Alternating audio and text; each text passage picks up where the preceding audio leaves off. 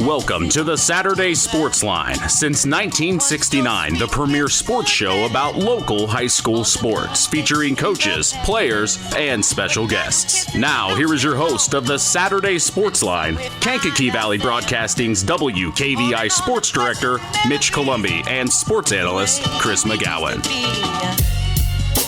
And that will be the end of the ball game. The North Judson-San Blue Jays make it a four-peat, their fourth regional championship in a row as they beat the Taylor Titans 70-6 on the road here in Taylor. The way we used to be. Good Saturday morning to you, November 16th, 2024. I'm Mitch Columbi. The tradition continues here on Kankakee Valley Broadcasting's WKVI, 9 a.m. Eastern, 8 a.m. Central. Wherever you are, this is your wake-up call. I am accompanied by sports analyst Chris McGowan. He's in the house. Thank you, sir. Hey, a little subdued this morning. Well, yeah. You a little tired or what? It's a late night. A little late night? Late night. We're making it happen, though. It was a lot of fun last night. I mean, one thing I want to make clear to Blue Jay Nation right now, while you guys were across the field cheering on, you're going to hear these calls. When I'm making when you hear these highlights, just remember everyone else in that press box is from Taylor. So it was very awkward. Oh, yeah, onside kick here. Oh, another interception.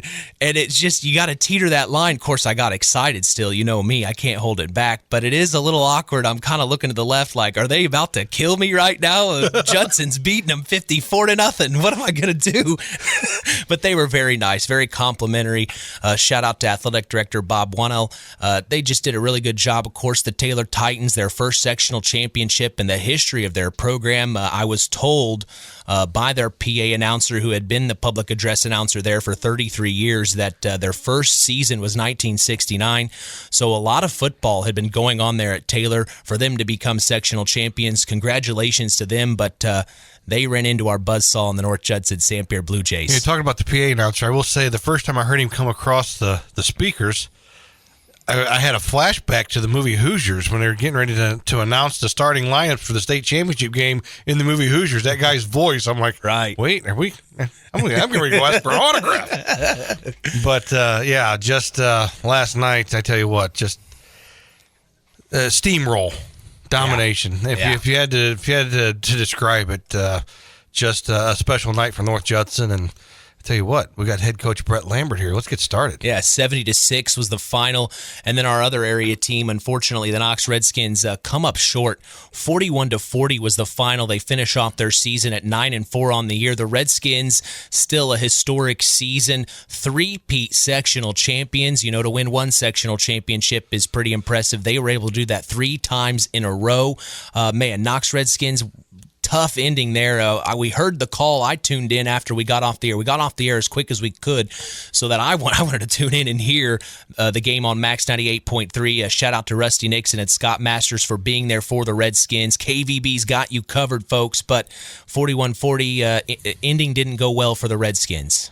Yeah, I actually was heading north on 31 and following it on my phone on Max Preps. I probably shouldn't admit that, but I was reading the updates as they were coming through on Max Preps to get the final. But, we had said after the, week 1 contest against the North Judson-San Blue Jays, we had said on air that, that front line, offensive and defensive lines for Knox needed some time to gel and come postseason play, that they were going to be a tough out. And, last night they gave Garrett, who was undefeated, all they could handle at Garrett. So literally, just came up a little bit short, but, it is what it is, and the sun comes up today, and we have, 2 quality football programs in Stark County. In Stark County, the last, 3 seasons for sure, with both teams having success. North Judson now has won.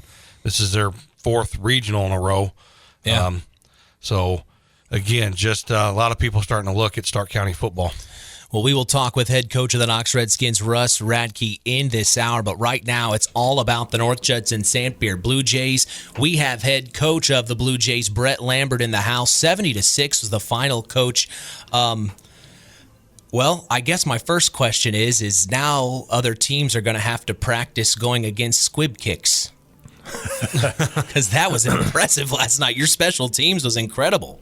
Yeah, that was pretty cool. All three phases of the game were on last night. And that's something that, the kickoff team is something that we have done a lot this year. I mean, we've scored a lot of points, but because of that, they've kind of been under the microscope at times because we haven't always been perfect with it. And probably my biggest freak out moment of practice this week, because I usually have one of those about once every week. Every coach does. Was our kickoff team. I kind of said we're at a point now that we have to be special on special teams, and we can't give up a big play or do something foolish, or it could cost us a game. So obviously nothing would have cost us a game last night with that, but it was just I was really happy with how the kickoff team was. We made a couple little tweaks to it. And with that turf, the ball bounces pretty well. Yeah, it does. And then the thing too, we got to understand, it's not like we just came out saying we're just going to squib the ball, but 12, who was their most dynamic player, he hasn't really been on kick return the whole year. And then right before the first kickoff, we looked back there, and there he is, which wasn't a surprise, but there he was. Like, well, we're not going to kick it to him, so let's put the ball on the ground, let it bounce a little bit, see what happens, and it worked in our favor a couple times.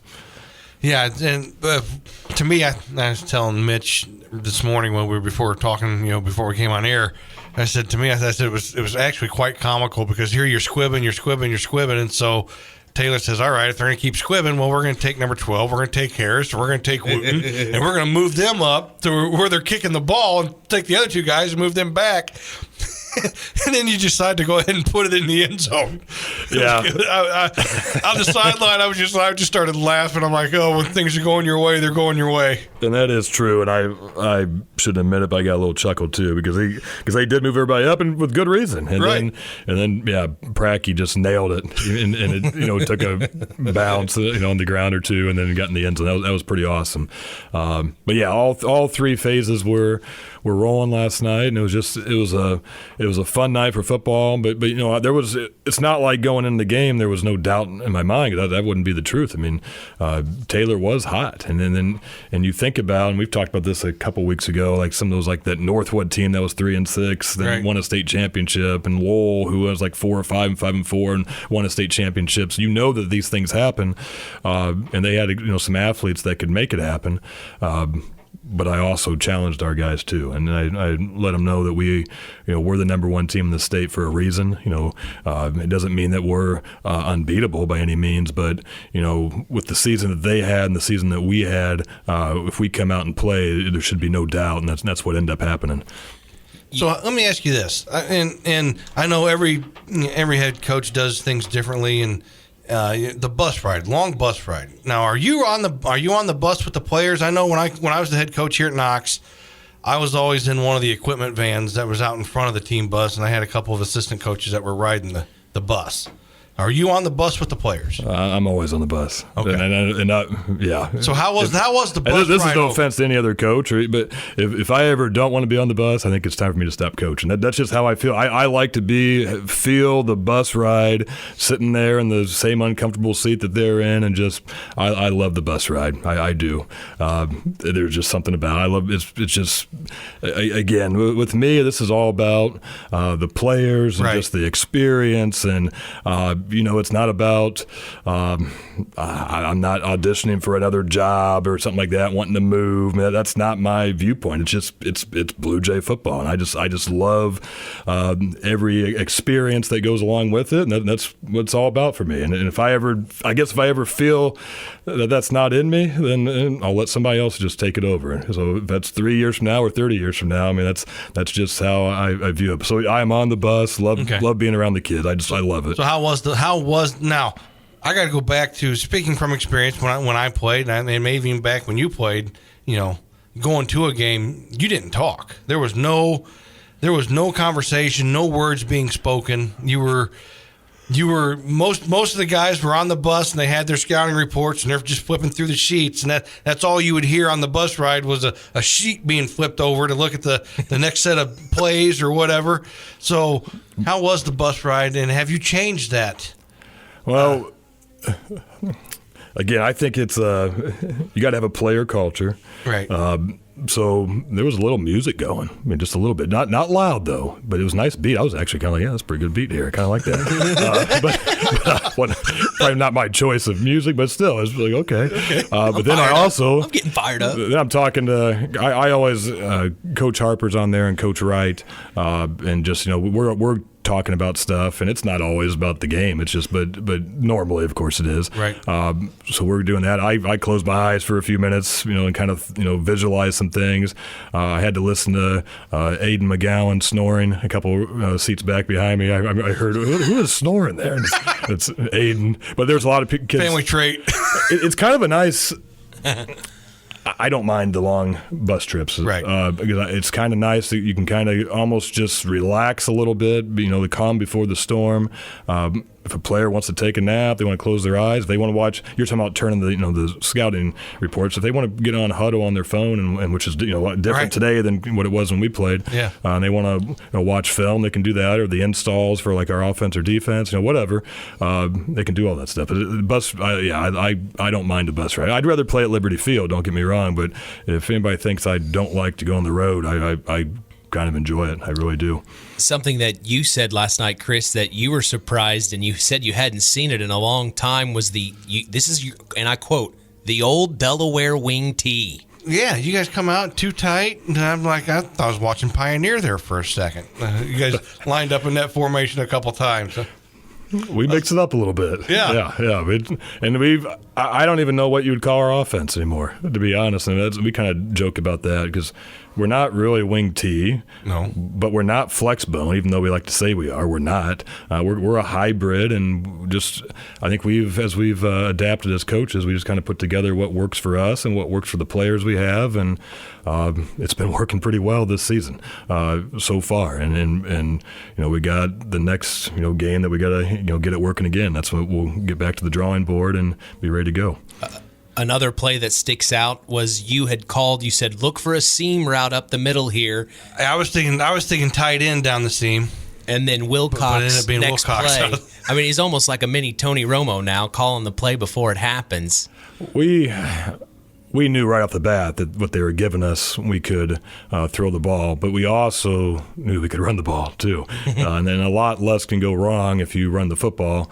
And then at one point, like I don't know what coach it even was trying to say, hey, we got this pass play, but then he stopped. It might have been Coach Harper. He stopped himself and said, well, because he knows I always go back to the Park Tudor game from 2 years ago where we ran the ball at him. We had 500 yards rushing, but they told me to throw the ball once. We threw an interception, and I was not happy that happened.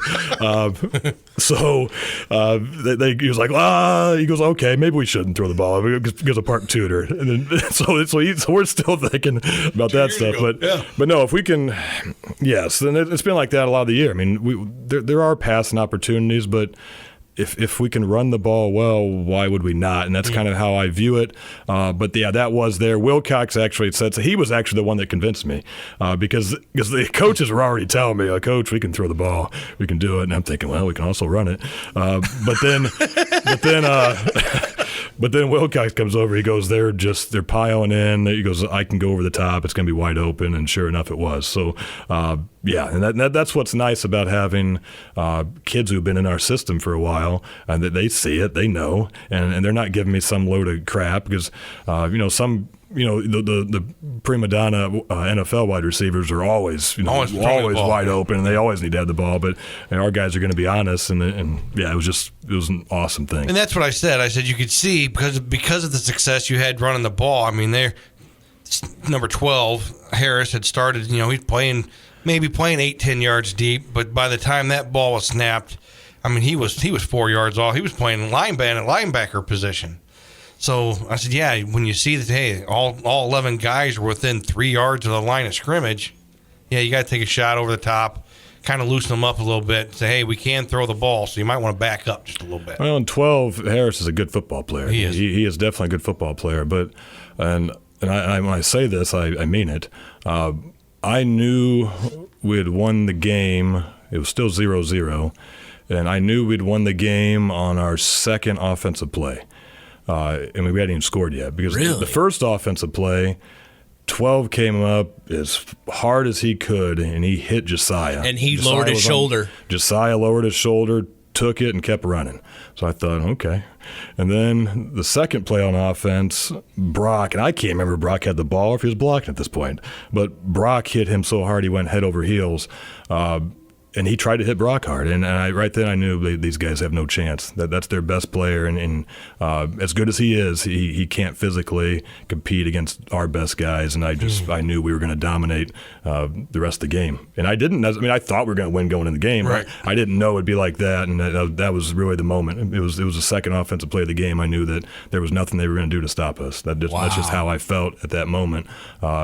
And I can't lie, it's a pretty good feeling to have. Well, and you bring up Cole Wilcox, cut through the highlights today. 7 touchdowns is what I counted. And from what Chris had told me, that is a new school record. So he had 7 touchdowns, so that broke the school record. There was 3 or 4 people who had the school record, and at 6. And I didn't know, because I don't really, guys, I call plays. I don't pay attention. I have no idea. So it's halftime. They're like, Wilcox has 6 touchdowns. Like, oh, really? I'm like, okay. Well, I knew we were going to get one more offensive possession. I wanted to go one defense, one offense with the varsity, start the second half. Big reason just to get us out of halftime doing it, but another reason just because I knew that Taylor did have some physical guys, so I wasn't just going to send our JV out there and get sacrificed. I wasn't going to do that. So, yeah, he ended up getting – well, then he has a big run. He gets down to the 1 yard line. And it's pulled back. So then was that the one that was the penalty that was pulled back? No. This is right before he got the 7th. Okay. And, if I wouldn't have given him the ball, I think there would have been a mutiny. And the funny thing is I got a buddy from high school, Sean Mackley. We played high school ball together. And Sean, I hear him from behind on the track. Coach, you got to let him get that record? Well, yeah, because it's going to be your record. So you were the one that held it before. Well, it was Rich Christensen. Was it Kenny Doles? Oh, I hope I don't butcher this. I want to say Chucky Wilcox had 6. Cole's brother, I want to say he had 6. Maybe Maverick Pitts a few years ago. I just know there hasn't been. He got the 7, so he's got the school record. So, but if anybody thinks I wouldn't give him the ball, that's not. The records are meant to be broken, and I just think it's awesome if you can keep raising the bar for the program and stuff. So you heard him yelling in the middle of the game. Mackley. Yes. You heard that in the middle of the game. I don't hear anything. You guys are talking about the PA announcer. I couldn't tell you if the PA announcer was a guy or a girl. I don't hear that. I don't really hear a whole lot, but I heard Mackley. We've been friends long enough. I just heard Mackley. You know the voice. That's hilarious. I thought that was pretty funny. But just a few things. Let's go through some stats here. So, again, 4 regionals, guys, and that's just it's surreal, really. I mean, I never would have thought that, taking over the program. I had high expectations, but I just remember being a kid in school. I mean, getting a sectional was a big deal, and getting a regional was like just, awesome. I mean, like it was like you were, king of the world if you could do that. And for these seniors to do that all 4 years, it's just, it's a special thing. And I hope. And I don't want them. We're not going to reflect too much. I will for a minute here right now about some stats. But I just hope when it's all said and done, whatever happens, whether we don't win another game, win 1, win 2, whatever. Those are the 3 scenarios coming up here. I just hope that these guys understand how awesome that is. It's amazing. And there's so many other kids that have never won a sectional or a conference, and never had that shot at a regional. And these guys have done it 4 times, and that's just fantastic. So there's that.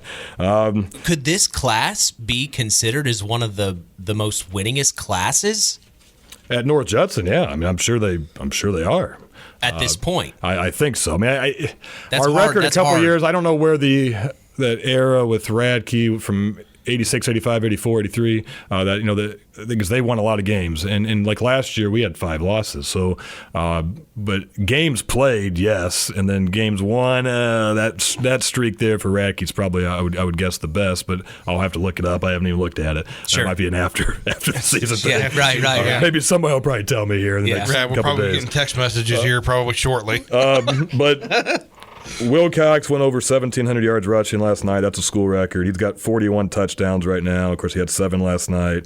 Jesiah had 3. 41 in one season. 41 in the season. Yeah, he had 40. That's 41 touchdowns now. And then I don't know how many 2-point conversions you can throw on that as well. Then Wilcox had the 7 touchdowns. Jesiah had 3 interceptions last night. That's 13 for the season, which has to be a school record. For his career, he's at 26 or 27. I got to look. I think David Haw has the record. I don't know. I'll have to find that at some point. I probably going to prepare for South Adams a little bit more, looking at all that. Sure. I know this stuff. I'll say the number 28 sticks out for some reason. It could be. I'm really not sure. Anyway. Jesiah went over 1,000 yards rushing. We got 3 1,000-yard rushers for the season. We're over 700 points. I don't know, 712 maybe, which we broke the record 2 years ago at like 608. So we got over 100 from that, 100 over it. Those are some things that happened last night, and that's not counting all the other. What are we, over 5,000 yards rushing now, I think, for the season, and almost 6,000 total for offense. I mean, it's just a lot of school records, a lot of memorable things. Again, I'm proud of these guys, and I think, and Chris can probably go along with this. Just growing up, you look back, being in the '90s, and we had really good coaches, with Gary Cox and Hank and all them. But we always look back at those records that were set, and just in my mind, it's like they were almost unreachable. It was just unbelievable. And now here we are, tying that 3 1,000-yard rushers and getting some of these things. It shows how let's be honest, great these kids are. Let's be honest. You're practically rewriting the record books here in this 4-year run. To be honest. Well, it's like you said, we'll look at it at the end of the season. Yeah. So it's really a cool thing there. And again, I think the kids need to understand that, and I think they do. But what's great about these guys, and I think you might have mentioned it, Mitch, just how practice was on Thursday. That was awesome. These guys are it's 100% focus, and there's no doubt that this week, when we get in, they're going to be in the swimming pool today, getting their body kind of worked out. Yeah, we're going to do that, and we'll talk to them as well. But when we come in on Monday, I know it's going to be 100% South Adams, and that's just what it's going to be, and that's how these guys are, and that's how they've been all year. So it's just I can't wait to get this started for this week. I mean, and I told you, Chris, I've never wanted to play football more than I had on Thursday. There was just something about the energy around the practice. It just, I don't know if a word could describe how it felt for me. Of course, for you, it's just business. But I've been to your practices all season, and I know, this is how you guys operate. But there was just something special on Thursday. I don't know. It just something felt different. And that was the first thing he said, because we actually, I called him and said, "Hey, when you gonna be leaving Judson's practice? Meet me at the pub. We'll have dinner and we'll talk about the game." We actually met to talk about some production stuff, believe it or not. But anyway, it was the first thing he said when we walked in. He said, "Man," he said, "I've never been to a practice like that before." He said, "I'm pumped." He said, "I want to play some football." I was ready. It's just something about the attitude with your players right now. Well, and as good as that was, last night, I didn't know how our guys were going to come out. Just because obviously we knew we had a better record from the season and all that. We were pretty quiet, which we have been a lot this year, but we were pretty quiet in a lot of the pregame and just leading up to it. So I'm thinking, gosh, am I going to have to turn it up myself to make sure these guys are ready? And then I heard Cozy Car. It's just, I thought, yep, we're all right. And then like I said, after that second offensive play, I just knew that these guys were on it. Again, I keep going back to it because it's where my mind's at. I mean, we got to be on it at Liberty Field on Friday. I mean, it's we've been in this situation before in the semi-state, and we've come up empty-handed and against a really good Adams Central team the last 3 years. I mean, and they're playing right now in Class 2A. They're going to be playing at Andrean for a semi-state, so it's not like they made it to semi-state. They made it to semi-state as well. Yes, wow. I mean they're still doing it. But again, we've been there, but just the feel like, yeah, we won our 4th regional yesterday, which, you win a regional, you should be ecstatic, which we're happy, of course. But it just there's unfinished business, so unfulfilled, I guess, afterwards, and it just I don't know. I think the reason that our kids have advanced, our program's advanced in strength, and our kids have gotten so much better as football players because they have seen where you have to be. Adams Central, like we found out that first year we played in the semi-state, they kicked our butt, and it wasn't even close. We knew we had to go to another level. In the last 2 years, they've obviously gotten the best of us, but we played them better, especially in the first half. But we knew we had to get better. So our kids, they get in the weight room, they get themselves as physically strong as they possibly can, which is awesome. Which is what I asked them when I took over the program in 2019. We got basketball players like Wilcox and McDaniel. After basketball practice, of course, I don't know if Cheatham likes this, but they go and work out in the gym. These guys are they're workout warriors, and it's a special thing. It's awesome, and it's contagious. Once contagious. 1, 2, 3 do it, they all do it. They all do it, and Cozy Car and Sanchez, they're doing it. Now I look down all the way down to the freshmen, and those guys, we got Monday, Thursday practice. We're in the weight room for a little bit of our Monday and Thursday practices, and these guys are pumping iron. They're trying to get stronger, especially those younger guys. It's just an awesome thing. So the program's got something going right now. Again, I don't see this as after this year and these guys graduate, that's the end of this. We feel like we can keep this rolling. Yeah. How's Jesiah? Good. Yeah, he landed on his ankle funny after that 3rd interception. I'm thinking, oh God, okay.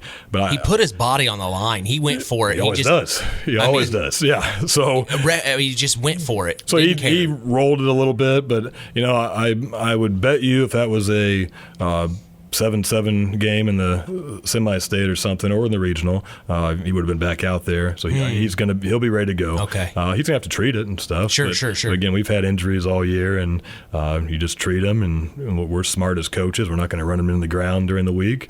I've definitely been thinking about him. Oh yeah, he's trust me. But then Javen comes in, and because he's had snaps for the majority of this season, Brock has that big first down run right off the bat. It just seemed like Javen fit the mold. Javen can right get away. It done. Asen can get it done, and they all can. We got guys who can play and are willing to, but no, we're going to be 100% healthy come Friday and ready to rock and roll. So let's talk South Adams. Do you know anything at this time?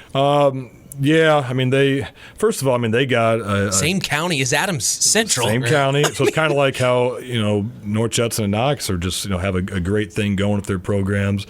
Adams Central, South Adams is the same. South Adams played in the state championship in 2020. If I'm not mistaken, Adams County actually had 3 teams last night that were playing for a region. McConaughey. Are they in Adams? I think they're in Adams County. I thought they were north of Coke. They're in Grissom area. I thought the other one was like Heritage or Belmont or something. I could be wrong, but I thought there were 3 teams. 2 of the 3 teams made it to the semi-state last night, and I can't remember what the 3rd team was. Yeah, I'm not sure about that. But there's 3 teams in Adams County last night were playing for regional championships. But South Adams has a really good coaching staff. They have a very, I guess we could say, sophisticated passing game. That is their strength, is their passing, and they can do other things well as well. But that's where they're at, is passing. So we're going to have to be on it there. And again, it's not just your defensive backs, linebackers and your pass rush from your D line. They have to be on it. I know Coach McGowan will have a really good game plan ready for them. And for us, it's just we got to play. We got to do what we do, run the football, control the tempo. Special teams can't give up anything bad, and our defense has to play great. And that's what it's going to take for us to, at Liberty Field, win a semi-state. And by God, we need to have every Blue Jay football fan there. They're talking it could be in the 30s on Friday. I've heard there could be some snow, could be windy. Like 2 years ago. Yeah, possibly. That was a fun game. To me, I don't care. Whatever it takes, I want to get a victory, whether it's if we can win by a point or win by 80, it doesn't matter to me. As long as we can get to Indianapolis, we got to get it done. The fans got to show up. They did last night. They did, and we need more. The energy that we can get off those fans is They don't think they You're realize. Hearing them. They don't think they realize. Yeah, I heard it. You're hearing them. I'm hearing one guy. Need more cowbell. But no, I think we need to have them there. And again, I just and I'm going to tell you this too. It's going to be cold, but I've seen what my wife buys on Amazon. They make so many things now that are heated and keep you warm. I mean, there's really no excuse for not going. Again, and why wouldn't you want to be there at Liberty Field? So I'm super excited. Yeah, looking at the weather, a high of 43 on Friday with a 40% chance of precipitation right now. So okay, that sounds good. We'll see what happens. Sounds like football weather. Coach, this was so awesome last night. Final thing I wanted to say was, you had a couple of guys, Matt, and I always forget the other coach's name that was up there with Matt last night. Tyler Singleton. Yes, yep. And it was 20. You guys scored 22-0 there in the first quarter, and I just kind of, because they were standing right next to me, and I turned and looked at them, and I go, wow. And the way they both looked at me, yeah.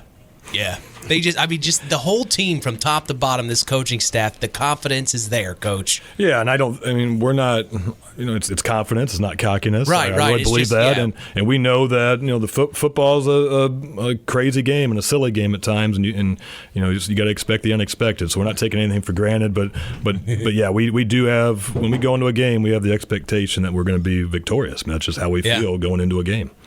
So I got to say this: I love our fans. I love the people that listen to the show, because I just received a text message. I won't say who sent it, but sent me a map of Adams County and the 3 schools that are listed. Belmont was the other school. I knew McConaughey. I got pulled over last night on the way home, and the cop wanted to talk to me about McConaughey because I was there through Grissom. He saw my hat and he put 2 and 2 together. He let me go, but yeah. Well. Anyway, McConaughey. I knew it was near Grissom, and then we was Leadfoot. Yeah. Well, I was trying to get home. I'm tired.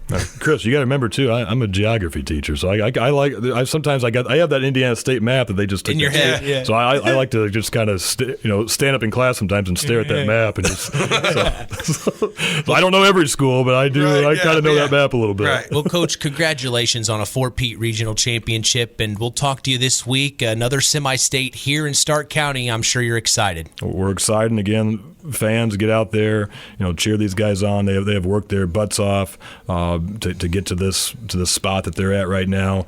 And sometimes you need a little extra push, and the fans got to understand they could be that push that puts us over the top.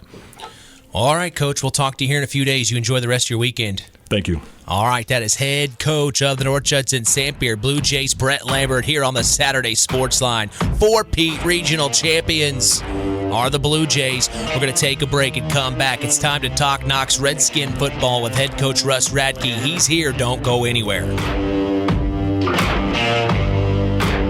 And we are underway here in regional championship action. Back to the 15. Jesiah McDaniel cuts to the 30, now to the 35, and he's tackled at the 40. And that's where the Blue Jays will start on this opening drive here, Chris. From shotgun, Jesiah McDaniel. Benson to his right, sets Wilcox in motion. Hands off to Wilcox. Uses Benson as the block. Gets all the way to the 10, to the 5. Touchdown, Blue Jays. They score first. Going for 2 are the Blue Jays. Out of the gun, Jesiah McDaniel sets Wilcox in motion. Takes a snap. Hands off to Wilcox. Same play as last. He will get it. 2-point conversion. 8-0. The Blue Jays lead early with 9:37 to go here in the first quarter. Takes the snap, steps back, looks to throw, deep pass play down the middle, it's intercepted by the Blue Jays. It's Jesiah McDaniel in the end zone. He sets Cole Wilcox in motion, toss out to Wilcox around the far side of the field, to the 10, to the 5, diving for it, he gets the touchdown. Touchdown Blue Jays. 14-0 here. Harris, he's going to take the snap this time, steps back, looks to throw over the middle, it's intercepted by the Blue Jays. That's Trey McGow to the 25, to the 20, 15, 10, and he's knocked down to the 5-yard line. A big-time interception. Second of this quarter. The Jays will have it first and goal, Chris. First and goal, ball spotted on the 5-yard line. McDaniel out of the gun, sets Wilcox in motion. Hands off to Wilcox up the middle, still on his feet. He is going to score. Touchdown, Blue Blue Jays. 20-0 now with 27.6 seconds to go in the first. Well, with Chris McGowan is head coach of the Blue Jays, Brett Lambert. All right, Coach. That's a heck of a first half. Yeah, I mean, we just, we got the experience here. I mean, we got the better team. I mean, that's just the truth of the matter. Let's not try to lie about it. I mean, these guys have played hard. I mean, I got, nothing against Taylor. They had a great run in the sectionals there. I like what they've done, but just we're better. I mean, we're number one team in the state, and we're proving it right now. And, we kind of heard during the week that we didn't have the speed to match up in this game, perhaps. That might be the advantage for them, and I think we got rid of that notion right away. We're playing championship football. So, again, I'm proud of what the guys are doing. They're playing some great football, and we just got to finish it off here with some class in the second half.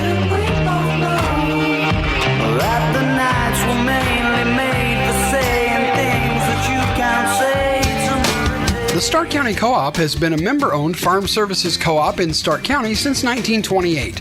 That's over 90 years, and they're still providing the same quality agronomy services to the farming community of Stark and surrounding counties. The Stark County Co-op is an LP and fuel provider. The Stark County Co-op purchases grain at both locations, Hamlet and Browns.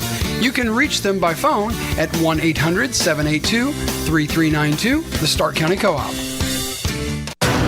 Stay tuned for more sports talk with Mitch Columbi on Kankakee Valley Broadcasting's WKVI. At First Farmers Bank and Trust, agriculture has been a cornerstone of our business for more than 135 years. Our personal relationships within the ag community run deep for multiple generations. If you're looking for a financial partner that knows, understands, and supports agriculture, I'd love to hear from you. I'm Isaac Blue, Ag Banker at First Farmers.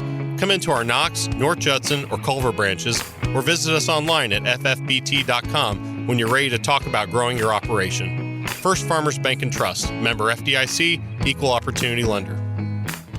One of our hometown businesses here in our area in Monterey, it's LAP Waste. Being able to recycle is one of our main goals at LAP Waste. Being able to say that we only take about 8% of our trash to the dump is pretty impressive for us, and we hope to keep building on that. We service an 80-mile circle from Monterey. If you have a small job, big job, or just have a one-time, we are here to make a difference in this area. And that phone number, Kirby? 574-542-4019. Here's more with area high school coaches as we return to the Saturday Sports Line from the Pulaski Memorial Hospital Studios on K99.3. Back from the Pulaski Memorial Hospital Studios, this is the Saturday Sports Line. Mitch Columbi along with sports analyst Chris McGowan. We are now transitioning to talk to our other Stark County football team that made it all the way to the regionals. It's the Knox Redskins, coming off their three-peat sectional championship last weekend. Man, another historic season, but man, it came up short last night, 41-40. We all heard the final call by Rusty Nixon and Scott Masters on our other station, KVB's Max 98.3 FM last night. We have head coach Russ Radtke in the house. Man, Coach, another tight one that went down to the wire. Tell us from your perspective what you saw there. Let's start at the end of the game there. It's an interesting scenario. You guys both scored there, and it came down to the final play. Well, our competition has been very tough this year. We have never had an easy game except maybe one against the Gary School. Every opponent we played in the tournament run has been a winner and have been very tough. And last night we came down, they had the ball last. I mean, we got it back with about 30 seconds to go. Wasn't much. But the heartbreaking situation, and, you lose a 41-40. We come out the second half, we kick off, and, it was a great specialty team coach call, and we get a pop-up and got a recovered fumble, and we knock it in on a pass, and we're up 2 touchdowns. But at that point, things start going just a little bit sour, and as a result, we did not execute an extra point in the second half. At all? None, I don't believe. We had the extra point at that point, blocked, but still left us up 14. And then we went for 2 to keep up with the situation. and we didn't get any of those in. So that's 2, 4, 6, 7, and we lost by 1. So it's how critical downs the situations get at this point. It's the result is what it is. 4 of their touchdowns in the second half all were either touchdown passes or resulted on the ball getting marked down at the inside the 5-yard line that we caught them. But it's an exciting part that these seniors did, and we're very thankful for them. Something that I think is pretty impressive about last night, if you want to take a positive away, is, Garrett's undefeated. You go to their house and you really probably scare the living you-know-what out of them, because they're probably facing the best team they had all year in the Knox Redskins, and they had to probably do things a little differently that they weren't anticipating, just like you had talked you would be prepared for. Well, they own 4 touchdown passes in the second half to win. Kudos to them. They were able to execute them, get him in there. The last one, I believe, came from about 65 yards. And, it's nothing against us as a team. The team played fantastic. Offense moved the ball, got the yards. We're ahead all the time or tied. I don't believe we were ever behind except early. But it comes down, the first play of the game on them on offense, they scored a touchdown on a quarterback counter. Later in that half, they score a touchdown on an inverse counter. And we're still up at halftime. So, we don't want to stop. We just don't want to belittle the point. But football is very aggressive. And, as they said when the game was over, their coaches never believed that it would have been what they had gotten themselves into. And kudos to them. They won at home. And you lose 41-40. We lost another one earlier in the year, 47-46. We lost another one this year at Bremen when we were up at sometime, I believe, 32-14. So these are all things that you have to pick up and work on. And like I said again, the 7 seniors did fantastic this year. Another thing, real quick, did you just say that the other team's coaching staff had said that they were? Did you just say that they weren't prepared, or what did you just say there? Well, I mean, after the game, you shake hands or whatever, and we commended both teams and good luck and whatever. But their staff basically said they never thought they could have to be in a stressful situation that they got themselves into in this game, because we created turnover. We got a recovered fumble. We got another recovered fumble in the second quarter. The aggressiveness on our defense at times to do their things, but I don't know if they've thrown 4 touchdown passes in an entire year.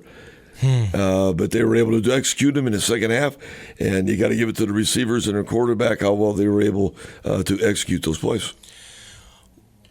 What do you think changed in the second half defensively? Was it just they had really opened things up and got the confidence going, or was there something that you guys weren't seeing correctly or that you were trying to fix in the moment? Well, I'd say, again, the same aspect is that, it's nothing against bad coaching, I think. We just didn't do the right things at the right time in the second half, and I'll take the total blame for it.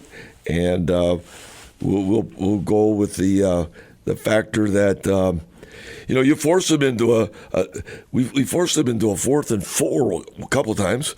We also I believe when the big passes were completed, they were 3rd down and 9s. So it's not that we didn't know they were coming, but they run a very interesting offense. The wing T offense. You have to be assigned. You have to know who you are. And the receivers that were open were not covered. That's just why I'll leave it at that. And you're playing with young men, and I agree again that they've worked hard all year. They didn't want to do the mistakes or things that happened, but the resiliency of our offense to still keep coming back, keep us ahead, get the scores. I believe it was about 1:30 to go. And they were 75, 65 yards away. And they had to put the ball up We had a chance at interception one time, but it's a team sport and a team effort. It's hard to take. Someone has to go home without the victor, and what we did this year was fantastic, again, with what these 7 seniors gave us. Saw something on social media last night posted by Knox Community High School. Before we talk about the seniors here, Coach, one of the juniors in particular, Miles McLaughlin, from what we saw on social media, he had made his 100th career touchdown in his junior season for the Knox Redskins. He's already the all-time touchdown scorer at this school. Pretty impressive stat line if you think about it when you talk about Miles McLaughlin. Well, it's a team sport. Miles got a lot of heart.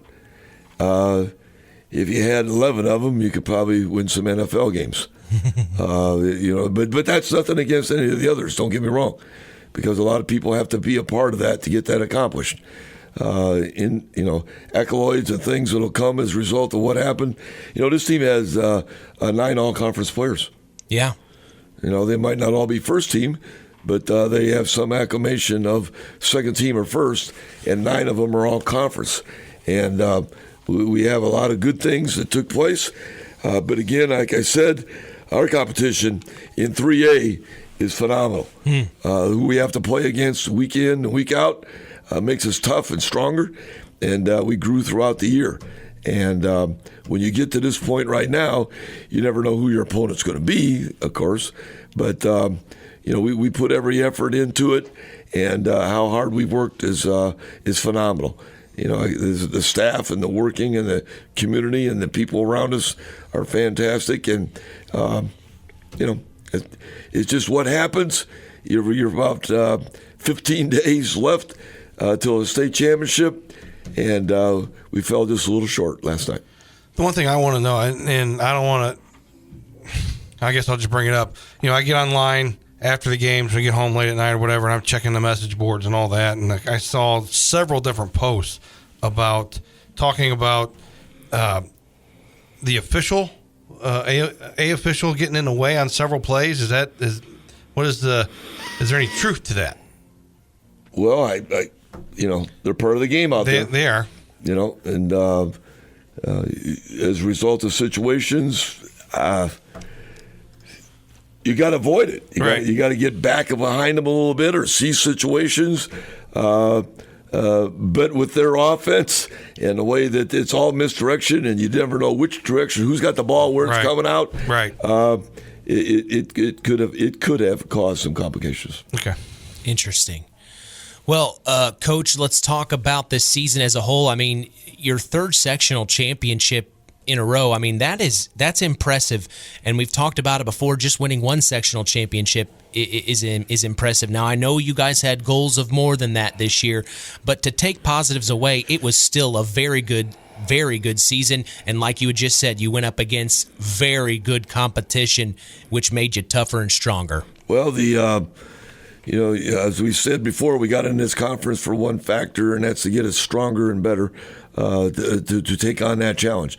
And if we wouldn't have done that, I don't know we could have attained this sectional like we did. You beat River Forest, you beat Griffith, and you beat Marion. That's pretty good. That's a pretty good run right there against some very good football teams that we took challenge. The thing is, last week we shut them out. Right. This week we gave up 41.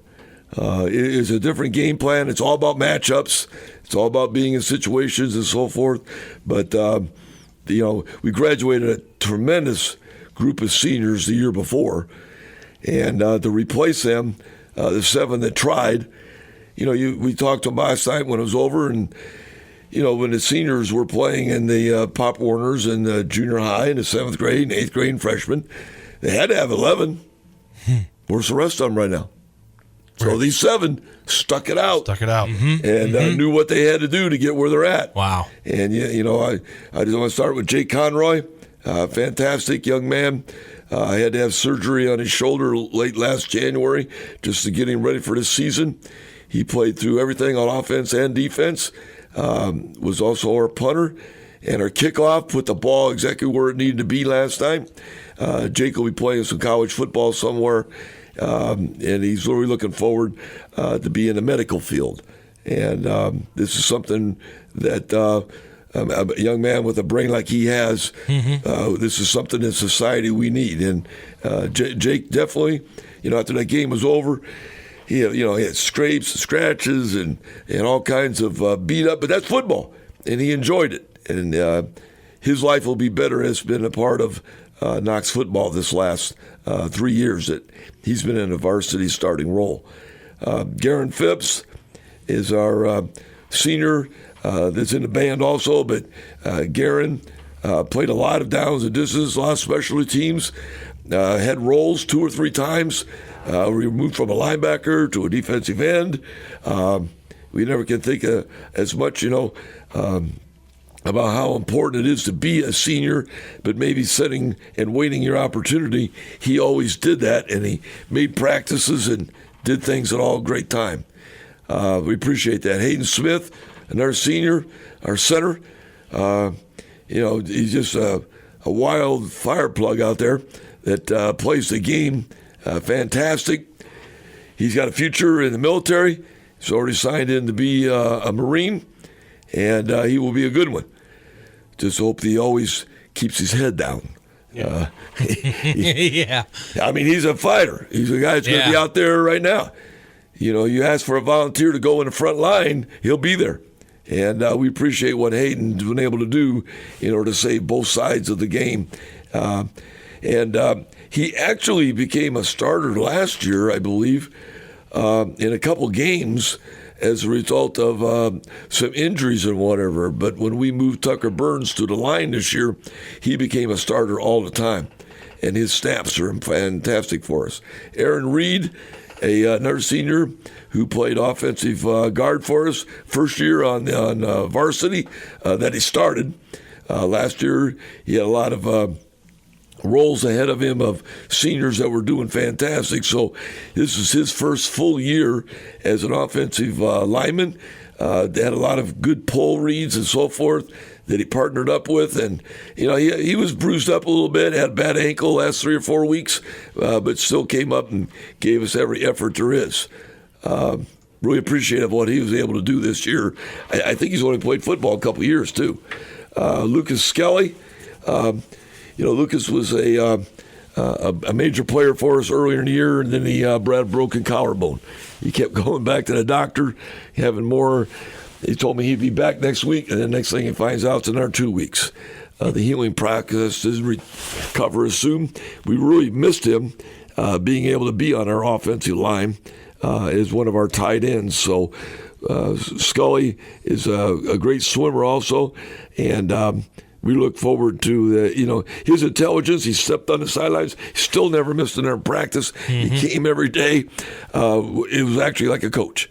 He worked with our offensive staff, making sure all the substitutions and so forth were in at the right time. Where we made a mistake one time in the game at Bremen when we scored a touchdown because we didn't have the right numbers in the right spot. So fantastic. Noah Bolin. Starting out the season as a defensive lineman. Ended up playing one of our Mike linebackers at the end of the season, last run here for about the last 4 weeks. Great job of his assignments.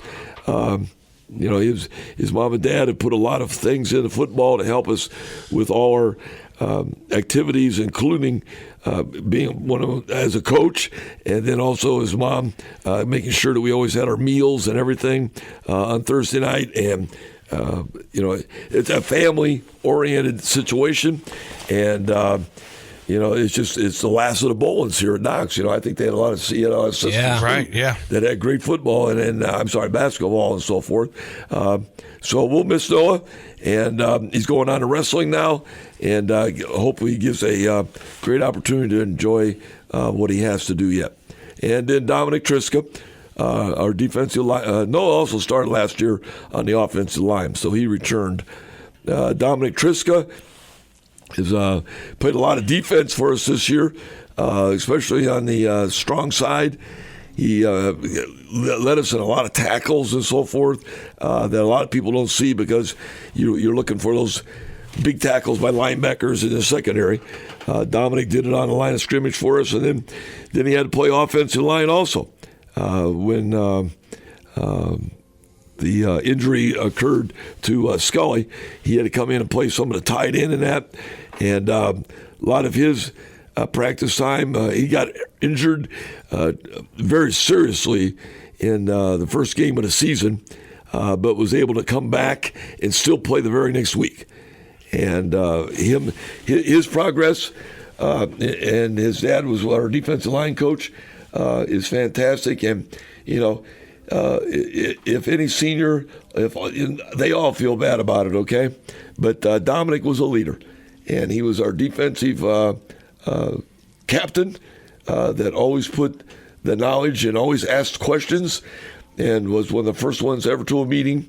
And from where Dominic was when he was a freshman to where he is today, he's quite a young man. So great acclamations to them and how hard they have worked to get us where they're at. It doesn't feel good today, but they can surely clear their minds that they always gave their best effort whenever it had to take place. Well, and like you said a week or two ago, this may be the most winningest class in Knox Redskin football history. Well, I don't know what that total is right now. They may have attained it last week, okay? And if not, they've tied it. And they're in the conversation. As I said before, these 7 had to start out with a lot more before that. And for them to stick it out and work with the underclassmen and bring them along and maturate them to a point where it's never a dominance and hazing or stupidity that could take place or demanding it. They showed it by their natural behaviorism, I guess the right word to say. Led by example. By example of how to be there and know what's happening. And, there's a lot of underclassmen took a lot of hits, don't get me wrong, okay? This little Jaden Fisher, who had to illustrate the opponent's offense, between him and the other guys, I mean, they got knocked out all over the place, run over, and then they got picked up and put back in their spot. But there never was a situation where I can see or think of that any senior ever said that we want you to do something because we demand it. It's what's expected if you're going to be a part of this program and how we got to where we're at. And they finished that way last night. They're saying goodbyes are tough, but it's a part of life. And we, like I said again, the community, the parents, the Jesiah, the coaching staff and administration, and the people that worked in this to get where we're at. 9 games is fantastic. You'd like to have had a few more, but it's not always going to come that way. You got to do some things sometimes, and maybe this will make you a little hungrier. In life, sometimes they're going to have to get out. Do I really want to get out of bed to go to work? Do I really want to do this with my family, or do I want to give something up to get something for someone else? I think these 7 seniors will do it. And I think I said that about 4 or 5 weeks ago, that I'd go down to a back alley anytime with these 7. Anytime. And I know we'd come out fighting. Whether we're all going to come out there, I don't know, alive. But by gosh, it's going to be a war. And I can see that from them. And it's not a mean thing. Don't get me wrong. Parents don't look at it like, what have you taught my son? I don't know. Okay? Fighting in the alley. It's about having each other's back. That's what it comes down to. And you can do that by not necessarily, swinging fists. Right, exactly. Saying, right. Okay. But nobody's pointing a finger. Nobody's saying anything. I'll take, as the head coach, I'll take the full load of what went wrong and let the acclamations go to the rest. All right. I was going to ask you what your final message to this senior class was going to be, but I think you summed it up really well there. So my next question would be, okay, so who you got coming back? Because they're at home right now listening. What's your message to the kids that are coming back next year? Well, because next season start for as a head coach, you don't want to discard right away. But in all honesty, though, the next year starts now. Well, there's close to 30 returning lettermen. Right. There's 14, I believe, juniors that got to bring in these underclassmen under them to help them fully accomplish what they want. And then there's a great 8th grade class coming in. We have move-ins and so forth from other locations that want to be a part of this Knox program. And I think the seniors of next year will be great leaders as a result, again, of what every senior that we've left here with has brought forward. So we'll see how hard they want to get in the weight room and the strength and the mindset that has to take. They know that countdown clock will go. And, it's something good. Of course, they got basketball, swimming. Right. They got other sports right now, wrestling and so forth. Kudos to them. I'm glad they'll be able to participate in those activities.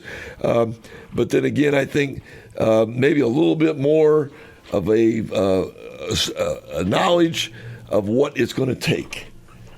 That may be something that's been gained this year.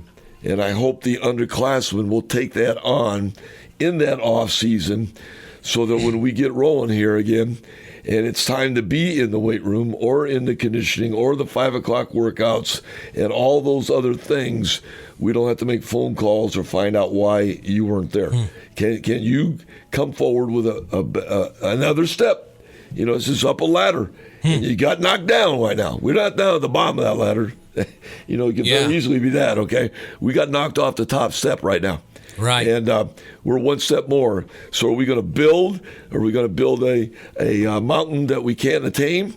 Or are we going to take that challenge and that step forward? And I look forward to those young men wanting to do that. I know you talked about the seniors, but also a big part is the coaching staff. And I'm sure you would, if you don't mind, go down the list of all the assistant coaches you have, as they put in just as much time as well. Well, the Triskas worked for us very.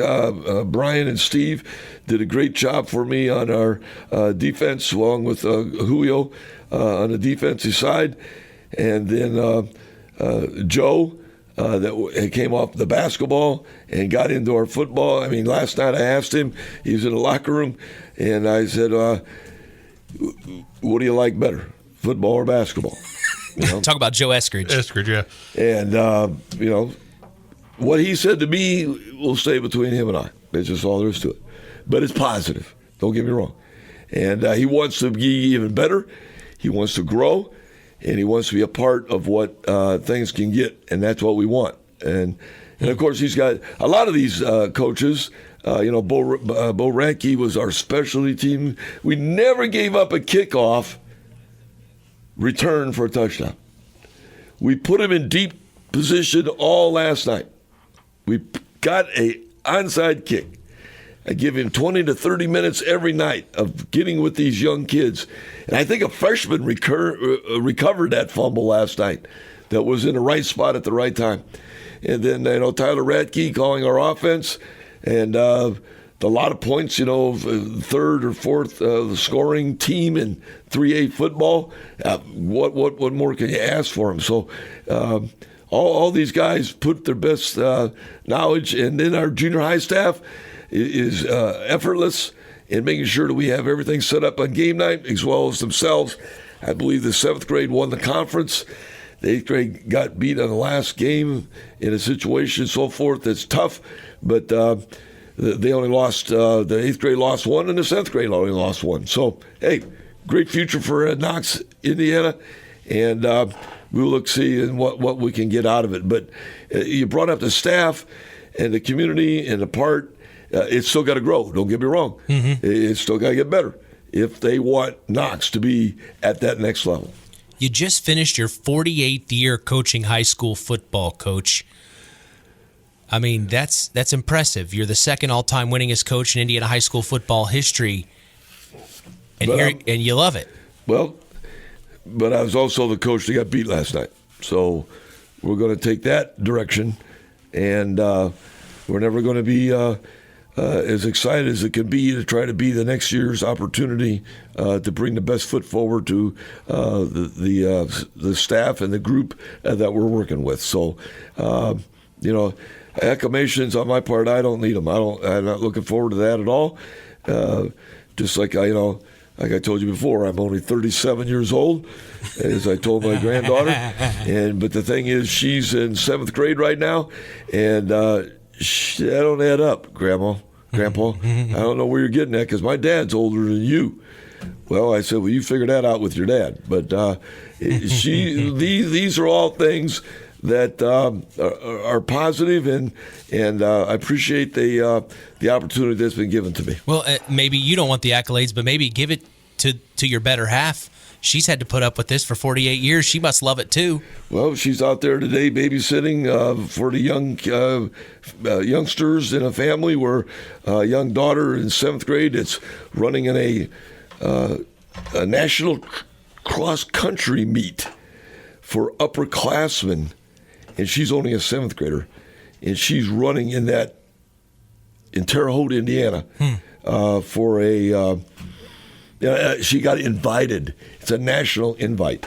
So these are all things that are good, and of course, she pays. She wasn't able to be there last night. She was kind of ill, cold, and whatever, right? And wasn't able to find a way to get there to drive and whatever. But she puts things forward. Everybody puts things forward. We're not asking for sacrifice. We're just trying to say that if everybody can just stick together, try to do what they're trying to do right, we'll see what can get accomplished. I know you're getting on me about when we getting paid. Well, Coach, I brought a gift for you today. I have a bag of Klotchkes here for you. They're fresh from Finger Hut. Are they prune?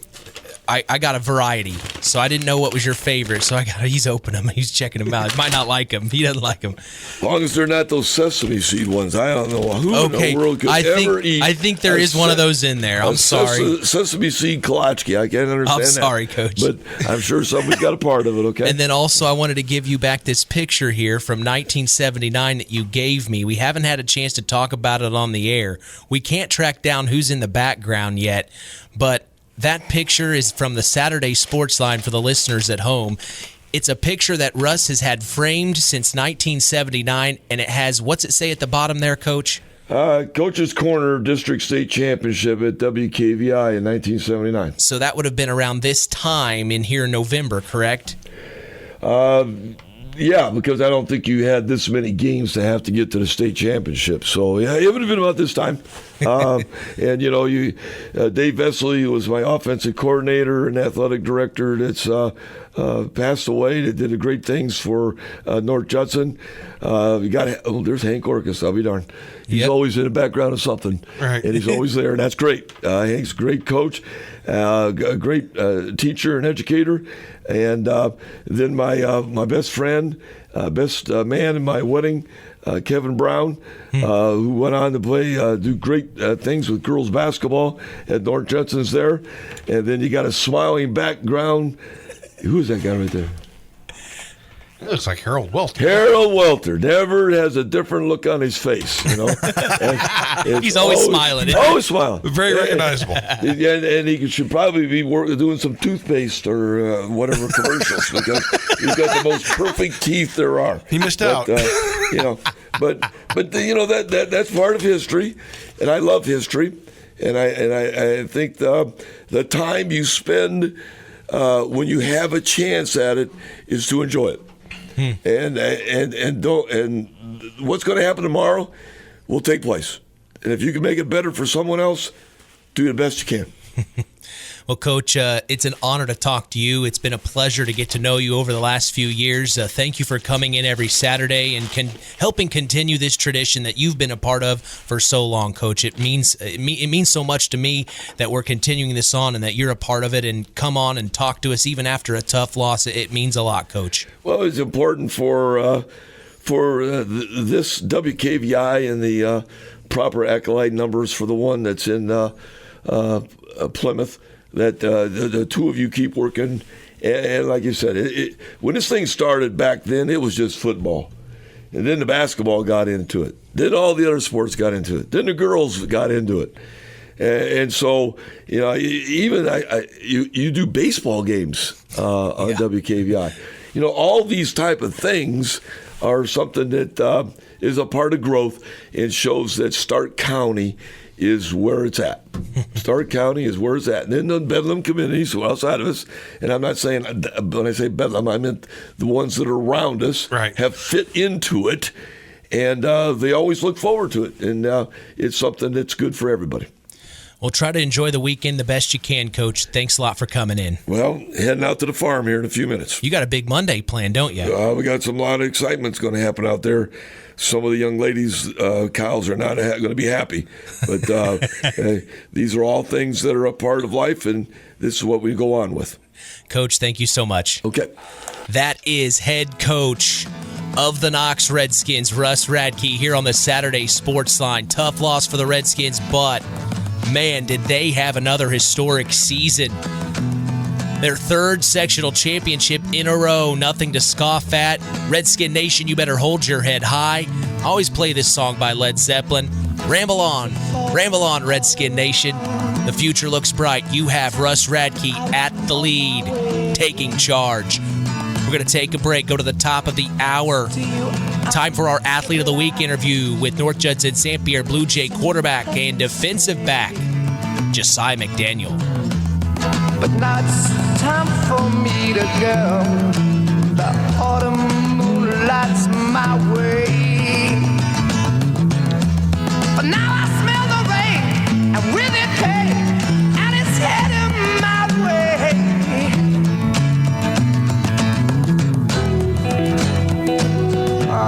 Sometimes I go so From shotgun, Jesiah McDaniel bends into his right, sets Wilcox in motion, takes a snap, hands off to Wilcox, strikes away to the 15, 10, 5, touchdown Blue Jays! Cole Wilcox!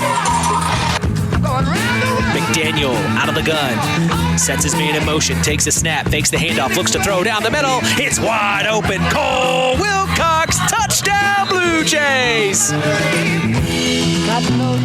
Under center, Jesiah McDaniel, I formation, takes a snap, toss out, Wilcox, far side of the field this time at the 40, 35-30, 25-20, cuts back up, 15, 10, 5, and he's brought down. Oh my gosh. Oh, he got it back and more, Chris. From the Titans, 44, sets his man in motion, takes the snap, pulls the handoff from Benson, keeps himself dancing around. Now he cuts back to the near side of the field, to the 35 to the 30, to the 25 to the 20, juke move to the 15, now back to the middle of the field, to the 10, to the 5, touchdown Blue Jays, Jesiah McDaniel.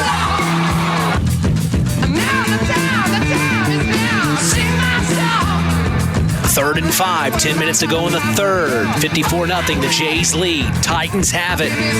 Out of the gun, Harris takes the snap, steps back, looks to throw, rolls out of the pocket. Here come the Jays. Fires it from the 35, deep ball. Intercepted by Jesiah McDaniel. Harris out of the gun, takes the snap, trying to use the option. He kept it himself, though. Fumble on the play, picked up by the Blue Jays. Oh, my goodness. He will take it all the way to the house. Number 18, Aiden McGowan. I think you know him too, Chris. Javion Harris taking the snap this time. Steps back, looks to throw. He has Jalen Wooten on the far sideline. He will come up with the catch and get the touchdown. Touchdown, Titans. But got him at the evil one, crept up and slipped away with It's hard to believe, but time sure does fly by. Collins Insurance Agency in downtown Knox are celebrating over 30 years of taking care of all of your insurance needs in our communities. If I could turn back time. And we're not going anywhere. Stop in and see Jim and the crew at Collins Insurance Agency in downtown Knox. Insurance you can count on from a business you've trusted since 1989. Proud presidential partners of Western Reserve. At First Farmers Bank and Trust, agriculture has been a cornerstone of our business for more than 135 years. Our personal relationships within the ag community run deep for multiple generations. If you're looking for a financial partner that knows, understands, and supports agriculture, I'd love to hear from you. I'm Isaac Blue, Ag Banker at First Farmers. Come into our Knox, North Judson, or Culver branches, or visit us online at ffbt.com when you're ready to talk about growing your operation. First Farmers Bank and Trust, member FDIC, equal opportunity lender. The Stark County Co-op has been a member-owned farm services co-op in Stark County since 1928. That's over 90 years, and they're still providing the same quality agronomy services to the farming community of Stark and surrounding counties. The Stark County Co-op is an LP and fuel provider. The Stark County Co-op purchases grain at both locations, Hamlet and Brems. You can reach them by phone at 1-800-782-3392. It's time now for Hour 2 of the Saturday Sports Line with your host, Kankakee Valley Broadcasting's WKVI Sports Director, Mitch Columbi, and sports analyst, Chris McGowan. We are back for more from the Pulaski Memorial Hospital studios. This is the longest-running high school sports show in Indiana, the Saturday Sports Line. It's time to talk about our Tyler Roth WKVI Athlete of the Week, senior quarterback for the North Judson-San Blue Jays. It's Jesiah McDaniel. In the semifinal round of sectionals, Jesiah had an amazing game defensively. A lot of people know him as the starting quarterback, but he also plays defense. He is on every single play, both offensively and defensively. As the defensive back in that semifinal sectional round, he intercepted 4 passes, which I've been told now is the new school record there at North Judson-San Pierre. The starting quarterback has the interception record at North Judson-San Pierre High School because he plays defense too. Very impressive. He also had 3 touchdowns that night. And without further ado, here's my sit-down interview with North Judson-San Pierre Blue Jay senior, Jesiah McDaniel. All right, I am talking with our Tyler Roth WKVI Athlete of the Week. It's quarterback for the North Judson-San Pierre Blue Jays, Jesiah McDaniel. Jesiah, we've talked before. We know how much you love the sport of football. What's been so special to you about this senior season so far?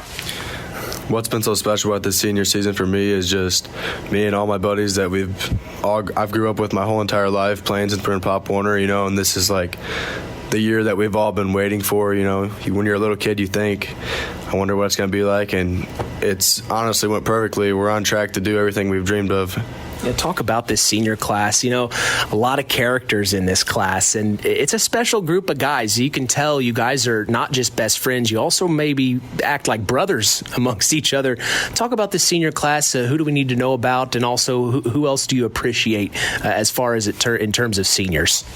Yeah, all the senior guys are awesome. Like I said, we've been playing for so long, so that's also another aspect that, you say brothers. Our motto is, family. We play as a family. And, I know I got my teammates back. I know he's got mine, and that's our thing.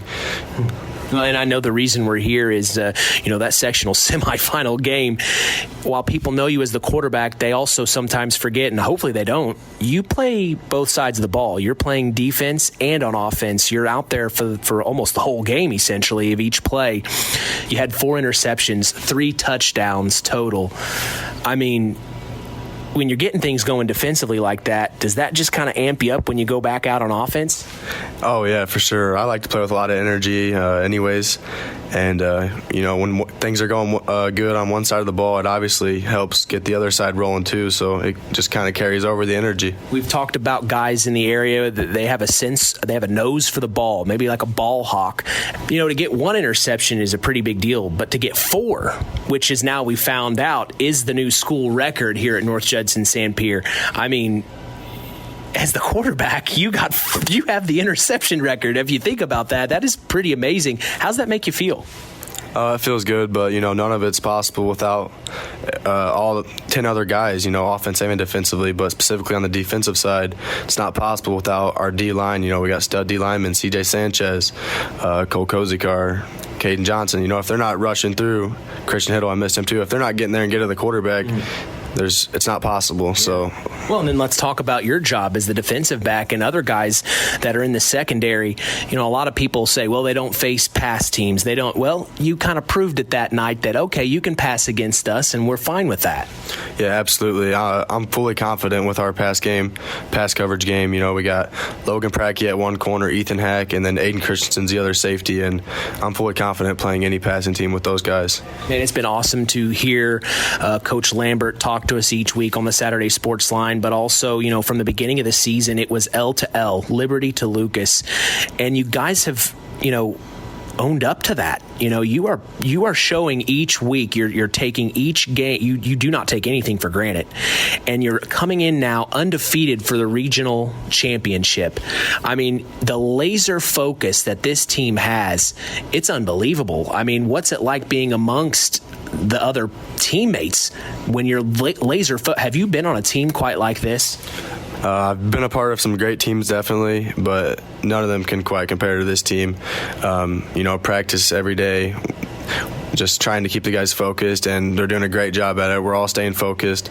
L to L, like you said, was the motto, and I feel like we've stuck to that very well, and we're 3 games away now. So, tell us your parents' names. Triska and McDaniel. And talk about the support system they've been for you.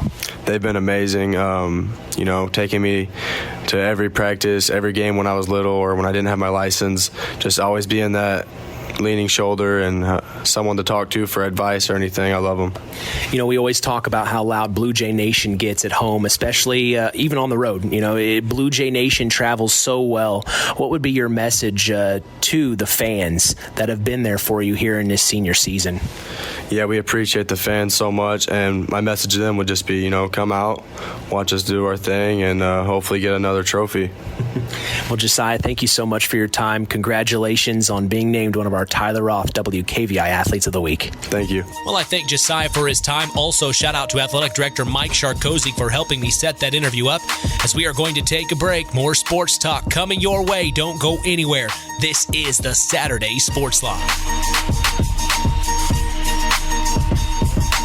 They've got an 8-man front yet again on the offensive line. They take the snap, steps back, looks to throw. He gets hit, intercepted by the Blue Jays. That's Jesiah McDaniel. He's the quarterback, also a defensive back, and he makes the interception. They will take over in their own territory off the interception. It seems right now like it is the Jays' night, Chris. We have liftoff here from Union Mills, Indiana. Deep kick back to about the 9-yard line. It's picked up. It looks like Jesiah McDaniel breaking away to the 40, now to the 45 to the 50, now to the 45 to the 40, 35 to the 30, 25 to the 20, 15, 10, 5. He's going to take it to the house. Jesiah McDaniel.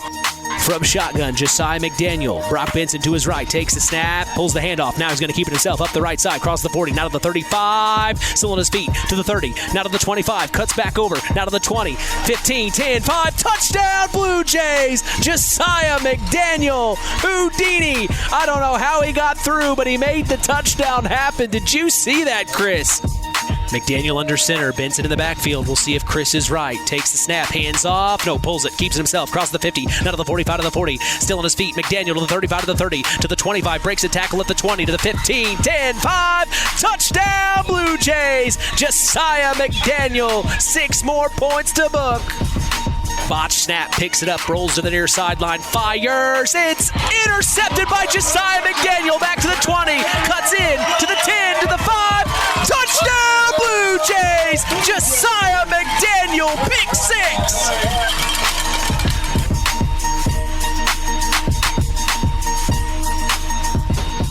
Coke Zero is now Coke Zero Sugar, with great Coke taste. Some people were excited to hear the news. Some were skeptical. So we're not going to have the star of the show you're watching come out and say, "You'll love it." No special jingle written by this week's hottest pop star. No famous internet celebs who happen to be holding the label just so. Okay, maybe just one little pour shot.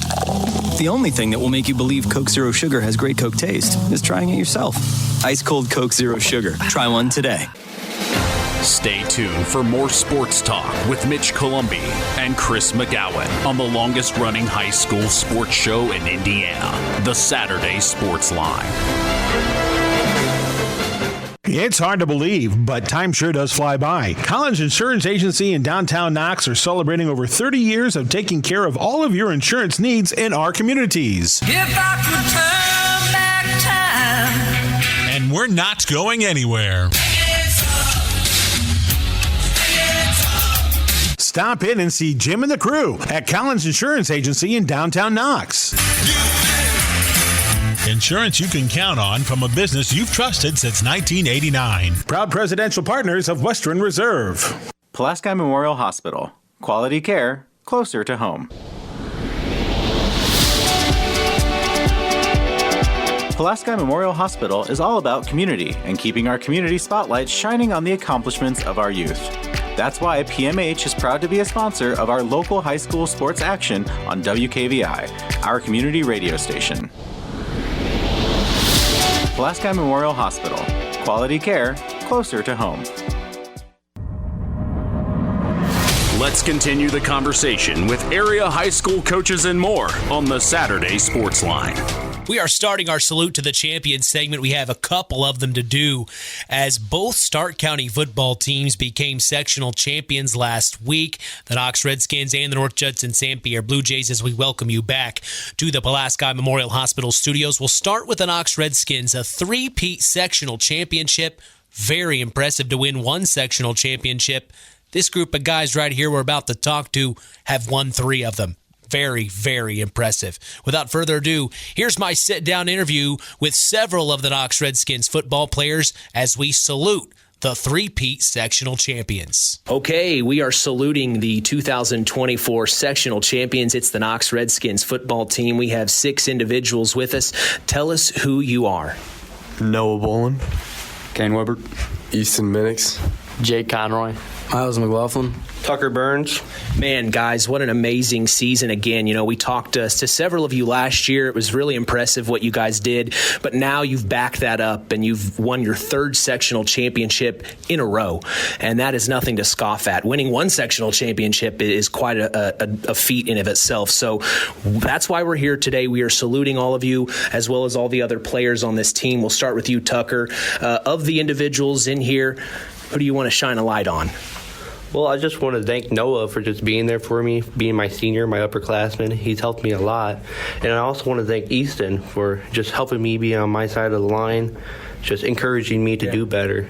And having him there helps me a lot as well. Just add a tackle, or even if I switch to a guard, it helps so much just to have somebody tell me what to do, to make sure I know what I'm doing, and to make sure that others know what they're doing as well. Yeah, Miles, the same question of the guys in this room, or maybe some guys you want to highlight that aren't in this room right now. Who do you think needs a light shined upon them? Probably just my guys here to the right and left, my own line, they're everything. And my running mate, obviously, but yeah. And we are talking to his running mate here. It's Jake Conroy. Who do you want to shine a light on in this room or maybe on this team that you think we need to know about?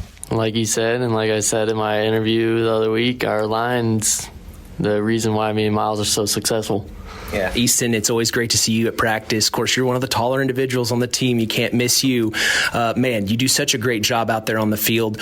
Who else on this team do you think we need to know about? Tucker Burns, Keyston Dixon, Aiden Reed. They all push hard on scout team. When they're helping out on offense, they just make our defense so much better. Kane, it's an honor to talk to you. Interesting scenario there with playing with a broken finger. That can't be easy, man, and you're fighting through it. And I know you play basketball in the winter. You must really love the sport of football. Yeah, it's fun out there with all these guys, too. Talk about some of these guys. Who do we need to know about? All of our O-line, can't do it without them, and obviously our running backs because they're our backbone. Yeah, Noah, let's talk about some of the guys in this room or maybe some guys you think we need to shine a light on this team. I'd really like to shine a light on Dominic Triska. No one really knows until, you've been there. At the beginning of the season, I started out at the D-tackle position, and, now they moved me back to linebacker, and he's really good at sucking up those blocks and, letting your linebacker still be available to come up and make that tackle at necessary times. Man, I'll be honest with you, Noah. The last couple of weeks we've been broadcasting your games. Your name comes up a lot. It's just so much energy and passion when you're out there on the field. Where does that come from? Really, it's like a group type deal. When we're all out there on defense, we're all picking each other up. We're staying confident. We just come off of being on offense. We got a lot of guys going both ways. So say we just got a touchdown or, a really good drive. They're back there on the 30-yard line or whatever. Well, let's talk about this sectional championship win. I mean, you took care of business. Talk about Mishawaka-Marion and taking care of business against them. They came in getting the ball in the air quite a bit. They didn't have their way at all against your defense. Yeah. We really had to up our standards for that week because the last Catholic team we went up against was in that semi-state game with Bishop Chittard. a lot of us were reflecting on that and thinking, these Catholic teams, they have a bunch of good groups of kids, and we really just had to prepare for that offense, and, our defense really took care of it then. Yeah, Kane, let's talk about the sectional championship. Anything that stuck out in that game that you can remember or you want to share with us? I mean, it had to be pretty exciting. You get to hoist the trophy. Talk about that night as a whole for you. It was really exciting for our DBs to finally lock down and not let a single score get up. Yeah, absolutely. And then offensively, I mean, you were up there doing your job as well. And maybe sometimes we don't shine a light on your position enough. You do a lot of work for this team. And like Noah said, it is a team effort. Where does the energy come from? We see the energy out there that you provide. It's just all of us out there always working hard during the week, wanting to express it on Fridays. Yeah, absolutely. He wants to express it on Fridays. I know that you do too, Easton. Talk about this sectional championship win. What stuck out this past weekend to you? It was a really cool experience. I got to go against a kid that was 6'9", so that was fun all night.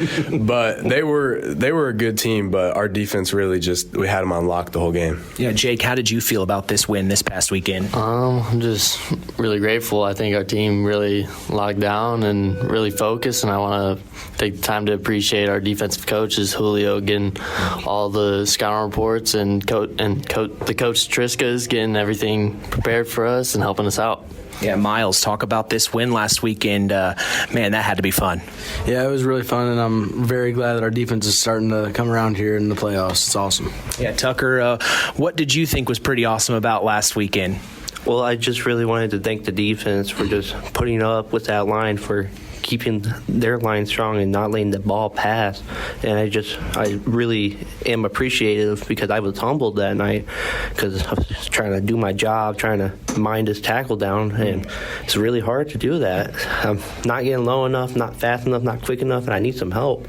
And it really humbled me as an individual, and I appreciated my line and the defense for being there for me. We've talked before, Tucker, and something I heard about you at practice a few weeks ago was, hey, don't let Tucker fool you. This was one of your teammates. I forget who it was exactly. He said, don't let Tucker fool you. He can get in there and be mean just like the rest of us. Talk about the energy that you provide out there on the football field. Where does it come from? Well, it comes from just everyone else. When someone's excited, it makes me excited. And, of course, I try my best to stay humble, make sure that you're not being prideful, not boasting to the other team, not saying like, hey, you guys suck, that we just buried you and got a touchdown on that. Sure. It's just to encourage one another to be happy and to carry each other's burdens as a team.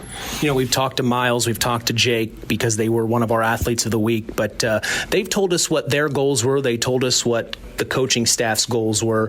What do you think this team's goal was this season, or right now in this moment? Win state. Look for state. See what you have to do. Get your job done. Is that still the goal, Miles? Is this team all focused on getting to Lucas Oil? We just got to keep working one game at a time. We'll be there. Yeah. What's something that you're hyping up, maybe in the locker room, Jake, or maybe you're saying amongst your peers, maybe one-on-one? What are you guys talking about to keep this fire alive? If you're wanting to get to state, what do you think needs to happen here in this regional round? I think since we've got a lot of new guys this year, I think I've been talking to many younger underclassmen about buying in and really taking your time to focus and listen to what the coaches have to say. Let's hear what Easton has to say. What do you think the goal of this team is? I think since day one it's been Lucas Oil. I think we've been hungry, and even if we didn't start off too strong, we're coming together every day at practice more like a team. What was this year's goal for Kane Weber? Obviously I want to go to state, but wanted to contribute to the team this year because I didn't get to last year, being out and all. Yeah. And just feel bad watching them lose in semi-state and not be able to contribute. Noah, what do you think this year's goal was for this team? About halfway through the season, after that loss to Bremen, I really started to lock in, pick up the rest of our teammates and help them realize that we all have to do our individual jobs first. That's the most important thing. You can yell at other people, but if you're not doing your individual job, you really have nowhere to talk. Tell us your parents' names, Noah. My parents' name is Terry and Shannon Bolin. And talk about the support system they've been for you. Ever since I was little, I realized on senior night, ever since I was a baby, I have baby pictures of me holding the football, Football has been such a massive part in my life, and my parents, enforced that into my life, and it just grew so much on me. And they're always, taking me to practice whenever I wasn't able to drive, waking me up at 4:30, 5 o'clock in the morning, get to the morning practice we have in the summer, making sure I got my protein powders and all that stuff, my amino acids, and they just really played a humongous role getting this far. Tell us your parents' names, Kane. Cliff Weber and Brooke Weber. And talk about the support system they've been for you. Yeah, always pushing me since I was little to get in sports and get to practices and always give it my best on the field. I appreciate all they've done for me, and yeah. Easton, tell us your parents' names. Hank and Ember Minix. And talk about the support system they've been for you. Since day one, my dad has pushed me, and my mom has done everything for me. So at the end of the day, anything I do is completely for them. Jake, tell us your parents' names. John, Kathleen Conroy. And talk about the support system they've been for you. They've really pushed me throughout my whole entire life, and they're taking the time to appreciate all these years I've had playing my sports. This being my senior year, last couple games comes down to focusing up and finishing on our job on a high note. Tell us your parents' names, Miles. Josh and Suzanne McLaughlin. And talk about the support system they've been for you. They're both always there for me whenever I need something, always buying me what I need for the sport and other sports that I play, and just push me to be my best, always. Tell us your parents' names, Tucker. God the Father, Greg and Heather Burns. And talk about the support system they've been for you. Well, my dad and mom were just great as just individuals, and then together they became so much more for me, for my brothers, for my family as a whole, for my umbrella. And they really just raised me up. They tried so many times to just teach me better, and failing to do that without church is just a problem one after another. I was very violent as a kid, and so they put me in a church finally, and it wasn't the church I go to today, but it made me realize that I can't do everything on my own, that I need help, that I shouldn't boast myself up if I'm not going to work for it, and that I shouldn't just give in to certain temptations like wrath or greed or lust. And so after a couple years later, God found me and he saved me. And it just gave me a lot of hope and inspiration to just do better, to grow every day, not just physically or mentally, but also with my soul, growing in the Word every day. And as my relationship changed or metamorphosized with my family, so did my relationship grow with my Father in heaven. It grew me into the man I am today. And even though I still have my problems in life, my knees, my eyes, my ears, everything about me is broken. Yet he's the only one that has allowed me to just walk, to raise up. And it's because of his power, his glory, that I've been standing here today. Wow. Wow. All right, let's talk about Garrett. What do you know about him? Well, I do know that they got a couple heavy linemen on there. That their film is looking pretty decent. They do stand up, though, from time to time. So we need to make sure that we stay low, get on them, make sure that we drive our heels up, and make sure that we don't lean back, because then we'll just get blown back. Make sure we protect our quarterback, make sure that he's safe so he doesn't hurt himself and that others don't hurt him. And we got to make sure that we open up those gaps, open up those holes, and get a good drive in. Yeah, it's not why we're here. We're here to salute the sectional champions. But if you had to say anything you've learned this week about Garrett, Miles, what would it be? They just play really hard. If we bring our all, we will come up on top. Jake, what have you learned about Garrett? They're hard-nosed. They've got no monsters on their entire team, but they play together and they play well. They're a great team, and I think if we can get together by the end of this week, come Friday night, we'll be on top. What have you learned about Garrett this week, Easton? There's no doubt that they're a tough team, but I can confidently say that I don't think they've played anybody like us. Kane, what have you learned about Garrett this week? Obviously a good team, they made us originals, but like you said, they haven't played us before. What do you know about Garrett coming into this game now, Noah? I know that they have a pretty good running back that we've been watching a lot of film on, but with a horse of a running back like that, if we just tackle low and, like I said before, all do our own jobs, we'll get the job done. I'd like to second on what Tucker said about, their O-line or their D-line 24/7 is standing up. A lot with Marion, they all had those big heads, I feel like, because they're that Catholic school and they'd stand up a lot. Well, if you, get low and drive them down, it's really easy to knock them over and pancake them when all they do is stand up. So we'll be looking to do that in the Garrett game as well.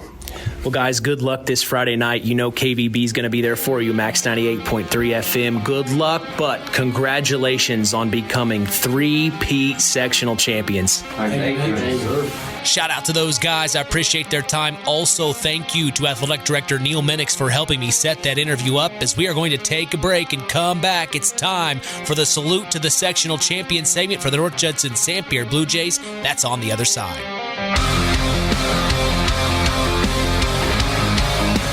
In victory formation, McLaughlin takes the snap, takes the knee, and that will be the end of the ball game. The Knox Redskins become sectional champions for the third year in a row, 12-0 as they beat Mishawaka Marion.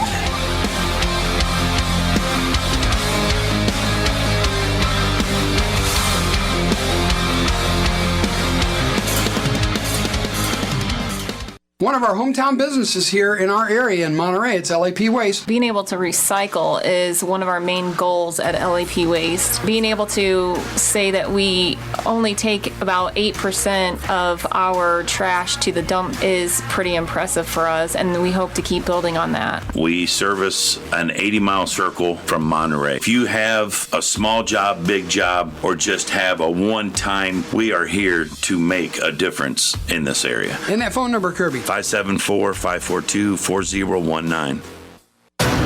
Stay tuned for more sports talk with Mitch Columbi on Kankakee Valley Broadcasting's WKVI. Pulaski Memorial Hospital. Quality care closer to home. Pulaski Memorial Hospital is all about community and keeping our community spotlight shining on the accomplishments of our youth. That's why PMH is proud to be a sponsor of our local high school sports action on WKVI, our community radio station. Pulaski Memorial Hospital. Quality care closer to home. Coke Zero is now Coke Zero Sugar with great Coke taste. Some people were excited to hear the news. Some were skeptical. So we're not going to have the star of the show you're watching come out and say, "You'll love it." No special jingle written by this week's hottest pop star. No famous internet celebs who happen to be holding the label just so. Okay, maybe just one little pour shot. The only thing that will make you believe Coke Zero Sugar has great Coke taste is trying it yourself. Ice cold Coke Zero Sugar. Try one today. Here's more with area high school coaches as we return to the Saturday Sports Line from the Pulaski Memorial Hospital Studios on K99.3.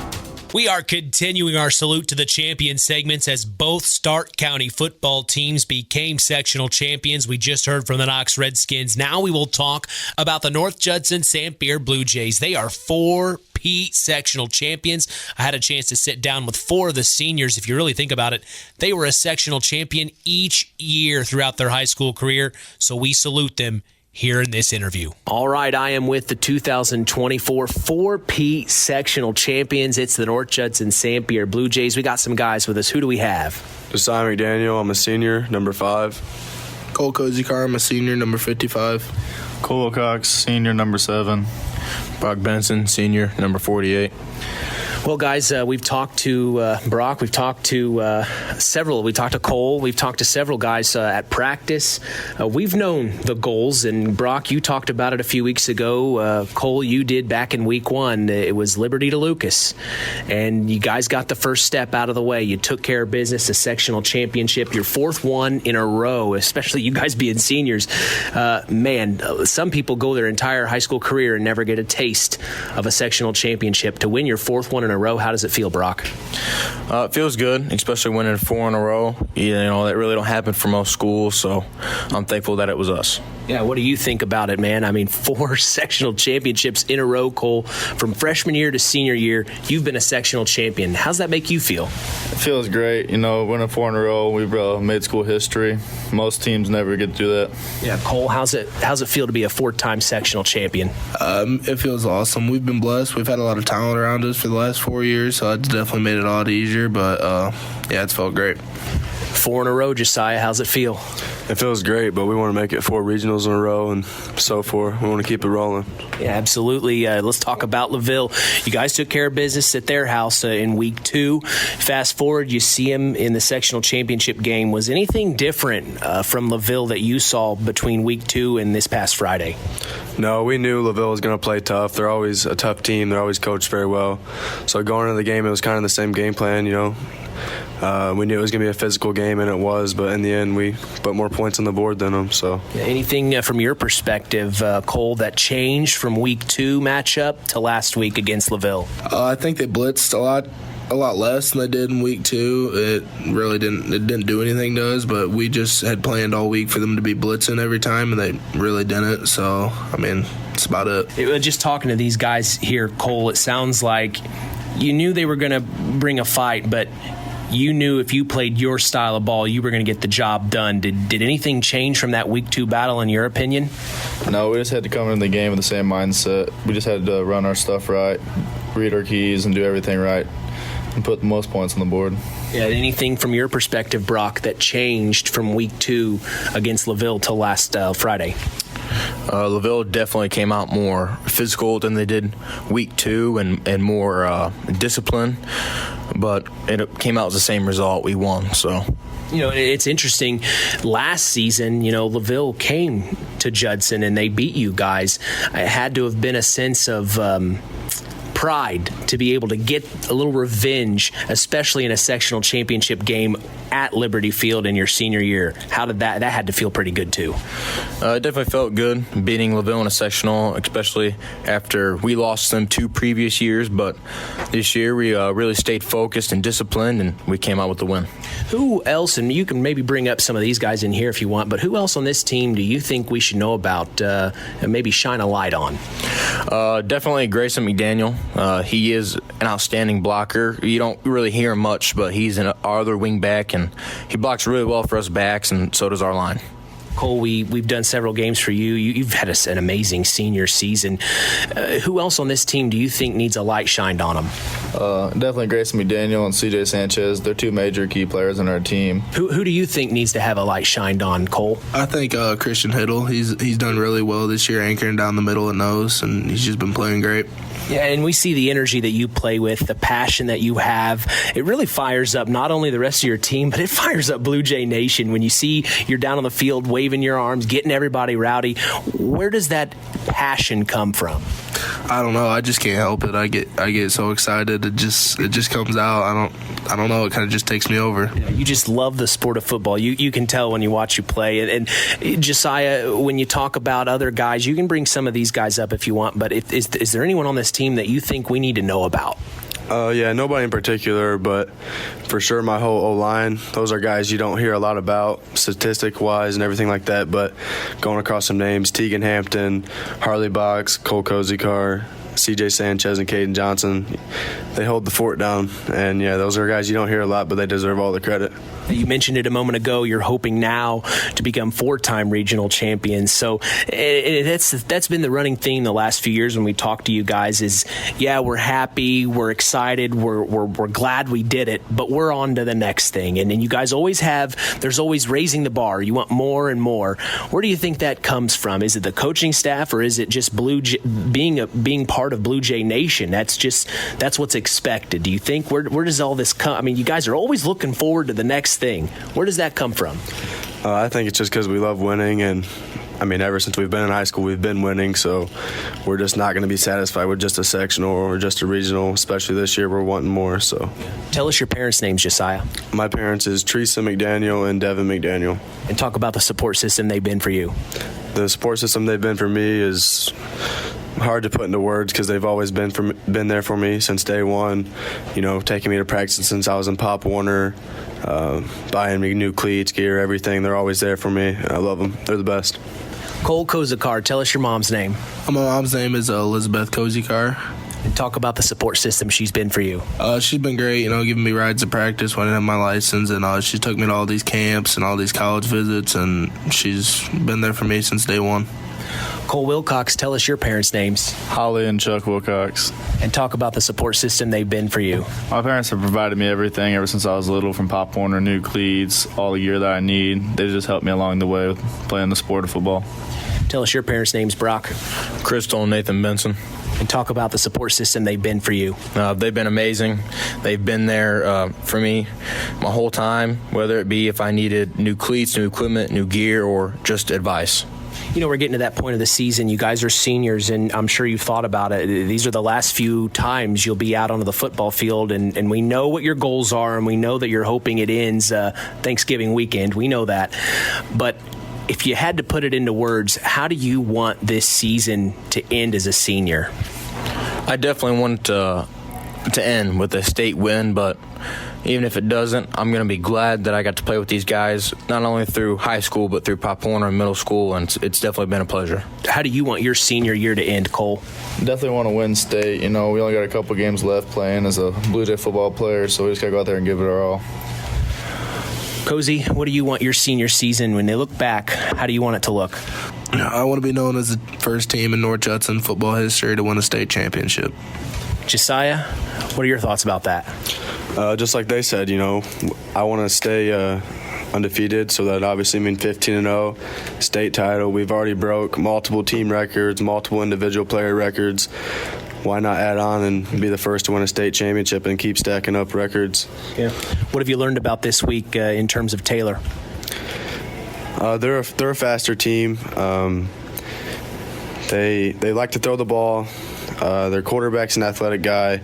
They got some other guys that are good. They got a receiver, I believe, number 12. He's a pretty quick guy. So overall, they got some good speed, but in the end, I don't think they're going to be able to stop us. What have you learned this week about Taylor? Just watching their D-line, they're pretty quick and fast off the ball. They get in the backfield pretty quick and try chasing down blockers, and we're just going to have to cut them off and drive our feet. What have you learned this week about Taylor, Cole? I think they're a pretty well-disciplined team. Most people haven't predicted them to be in the situation they're in, so they have nothing to lose here, so I feel like they're going to come out and give it their all. What have you learned this week about Taylor, Brock? I've learned they're definitely fast, and they have two main players I like to throw to, and we've seen other teams just like them, so I'm really not too worried. Well, guys, I sure do appreciate your time. Congratulations for being 4-time sectional champions here at North Judson-San Pierre. Thank you. Thank you. Huge thank you to Athletic Director Mike Sharkozy for helping me set that interview up, as we are going to take a quick break. Don't go anywhere. This is the Saturday Sports Line. Out of the gun, it's Jesiah McDaniel with Benson to his right. Sets Wilcox in motion. Toss out to Benson. Here he comes. Across the 20 to the 15. Oh my gosh, spinning at the 5, and he's tackled at the 3. He wouldn't go down for anybody. Okay, the Jays have it deep in their own territory. It's Jesiah McDaniel taking the snap. Hands off to Cole Wilcox. He breaks away to the 20, now the 25 to the 30, 40, 50, 45 to the 40, 35 to the 30, 25 to the 20, 15, 10, 5. It's a North Judson-San Pierre Blue Jay touchdown, Cole Wilcox. And I knew there was no turning back. Mama raised, and I thought, what could I do? Stay tuned for more sports talk with Mitch Columbi and Chris McGowan on the longest-running high school sports show in Indiana, the Saturday Sports Line. It's time now for Where Are They Now? A look back at more than a half-century of local high school sports coverage on Kankakee Valley Broadcasting's WKVI. Today's program is brought to you by Osborne's Mini Mart in Knox. Now let's meet one of the local high school sports figures from more than 50 years of WKVI sports and find out where are they now. As we look back on more than 50 years of broadcasting high school sports in the Kankakee Valley here on WKVI, our guest is Parker Fox, a 2015 graduate of Winnemac High School, and we call this segment Where Are They Now? So, Parker, where are you now, and what are you doing? Well, thanks, Harold, for having me on, but I actually just moved back to the Winnemac area. I took a 2-year stint down in Tyler, Texas, but since I graduated college, I've actually been with Braun Ability. still to this day, and then also in my stint in Texas, it was an adventure for them down there. But actually, a mechanical engineer is what I started out to be at Braun, and now since moving back, I've taken a new position to be facility and capital expenditure manager. Wow. So going back to your playing days in high school and in college, you had a lot of success, played on some great teams there, won a couple of sectional basketball championships, 3 football sectional championships, a regional championship, and kind of on and on. And going back over all those games that you played back there, Parker, in high school, what's the one all these years later that you remember more than any of the others? I'm probably going to have to go a little bit negative on this one, but the semi-state game is one that really sticks out of the one that got away from us my junior year. So that's probably the one that I think about the most and have the biggest hurt about, I guess, I suppose. Well, you were pretty fortunate. That class of 2015, your senior year, there was so much success in all of the sports there at Winamac. It was really a memorable year. You played with a lot of great athletes, didn't you? Right, yep. I had a lot of great teammates and then even better coaches. So just really thankful for all of them and their time with us. So going back, and then I did take a little stint of coaching. So for a couple of years, I helped Winamac with the football team and basketball team, and seeing the coaching side of things changes perspective on things, and I really am thankful for the coaches that we did have. Parker, as you were growing up there in the Winamac area, who were some of the people who were like your role models or who helped you be successful in sports? Well, I'd say my parents really, first of all, they really went out of their way to make sure I had everything I needed and supported me in every way that they could. So really that is what I'm most thankful for. And then they pushed me to be a hard worker and everything, and that really stems from kind of being in a farm community where you kind of learn that. But past that is just the coaching staff that we had, and then the teammates. Really, we pushed each other in the weight room and really just made each other better, which is what we really needed. Who are some of your teammates that helped you have all that success? I'd say really it started in the weight room by that class that was a little older than us. So the Tyler Katchke, Keegan Caston, Sean Lynch, those kind of guys, the ones that really drove the weight program to really grow and push us all to be better. And I think that was a big driver for our success. But then in my class, we had me, Dalton Button, Jeffy Nyes, just that core group that really stuck together through a lot. So that's probably the biggest teammates and some of my best friends still today. Well, you went on to play a lot of college football at Valparaiso University. What was the biggest adjustment you had to make to play at that level of collegiate competition? What was the biggest adjustment from high school? Oh, man, I would say that there's a lot, but the biggest thing is really the time commitment. It's just so much more film study, so much more weight room time, and it's just the speed of the game is just a lot quicker and more challenging. But I wouldn't change it for the world. It was some of the best time I ever had. Let me ask you the same question about your college experience that I asked you about the high school experience all these years later. What's the most outstanding game you remember all these years later from your Valparaiso University days? I'd probably have to say my game against Duquesne of my junior year. I actually went for 3 catches for 60 yards and had a yard Sports Center top play. So that's one that sticks out to me the most. We're talking with Parker Fox, a 2015 graduate of Winamac High School, here on our Where Are They Now segment, and we'll be back to continue our conversation after this timeout. Need a game plan that has your day covered from tip-off to the buzzer? Osborne's Mini Mart in Knox has you covered. Whether you like to start out with a caffeinated full-court press or control the tempo with a Subway breakfast flatbread, Osborne's Mini Mart has what you need. Don't get trapped in the corner with an empty stomach. Call a quick timeout and get 2 hot dogs. Visit Osborne's Mini Mart in Knox at the corner of US 35 and Highway 8 East to guarantee you win the day. Our guest is Parker Fox, a 2015 graduate of Winnemac High School. And Parker, let me ask you this. What did you gain from being a high school athlete that has helped you be successful in life? I'd say the biggest thing I learned is just hard work and drive. It pushes you in career, life, and family and everything. So that's just the biggest thing I've learned from really playing sports in general. Parker, you're back in Winnemac now. Tell us about your family. Well, my family is really just beginning on this type of thing. My wife and I just had a set of twins. So we have a boy-girl set of twins that we're really getting our family started. But my mom and dad, my sister, I lost in 2021 to her battle with leukemia.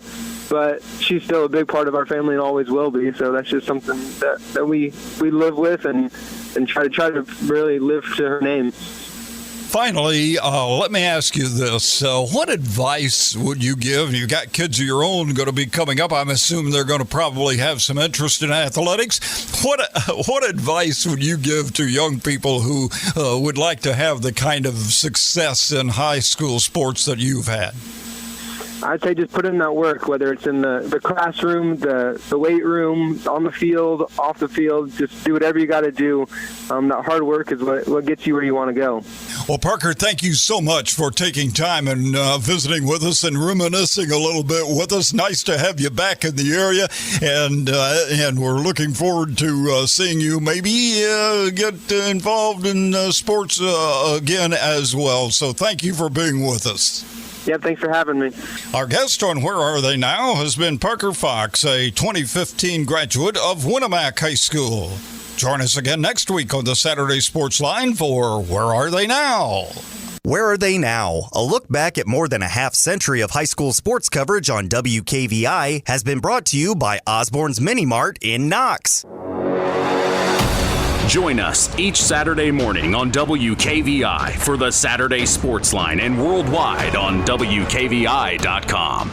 Time now for our Tyler Roth WKVI Athlete of the Week, given in memory of Tyler Roth, a 2001 graduate of Winnemac High School who died as a result of an auto accident 1 week after his high school graduation. His legacy of hard work, outstanding citizenship, artistic success, and super athletic performance lives on with this award given every week to outstanding student athletes from the 8 schools in the Kankakee Valley. Today's award is brought to you by Web Printing and JT Shirt Shack in Winnemac, and we'll tell you who's earned the Tyler Roth WKVI Athlete of the Week after this word from Web Printing.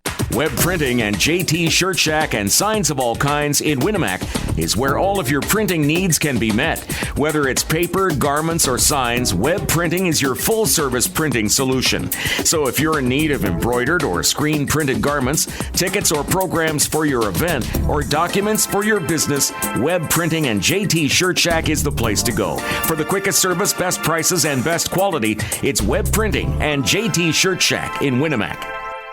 Our Tyler Roth WKVI Athlete of the Week for this week is Dominic Triska, a member of the football team at Knox Community High School. Dominic has been a very important piece to this Knox Redskin puzzle as the defensive tackle. He is the main leader on the defensive line, and boy, have Chris McGowan and myself talked about it the last few games. The Knox Redskins defense has really come alive as of late.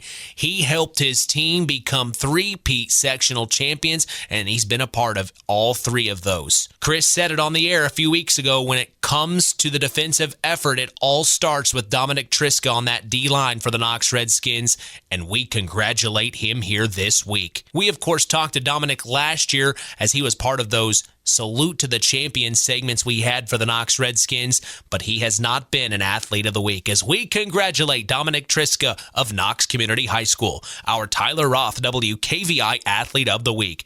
Dominic will receive a certificate, a history of the award, and a t-shirt commemorating his achievement, and will also be a future guest on the Saturday Sports Line. He will be eligible for our Tyler Roth WKVI Athlete of the Year award later this spring, which carries with it a plaque and a college scholarship, compliments of WKVI and the family of Tyler Roth. The Tyler Roth WKVI Athlete of the Week is brought to you by Web Printing and JT Shirt Shack in Winamac. I'll make sure to get with Mr. Triska this week.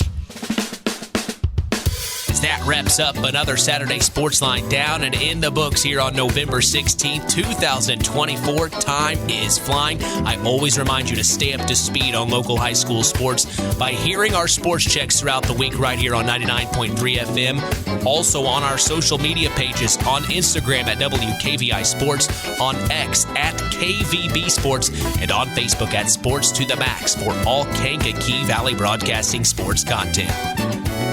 I'm going to get on out of here. You enjoy the rest of your weekend. Until next week, I'm Mitch Columbi. The tradition continues. From the Pulaski Memorial Hospital studios of Kankakee Valley Broadcasting's WKVI, you've been listening to the Saturday Sports Line with Sports Director Mitch Columbi and Sports Analyst Chris McGowan.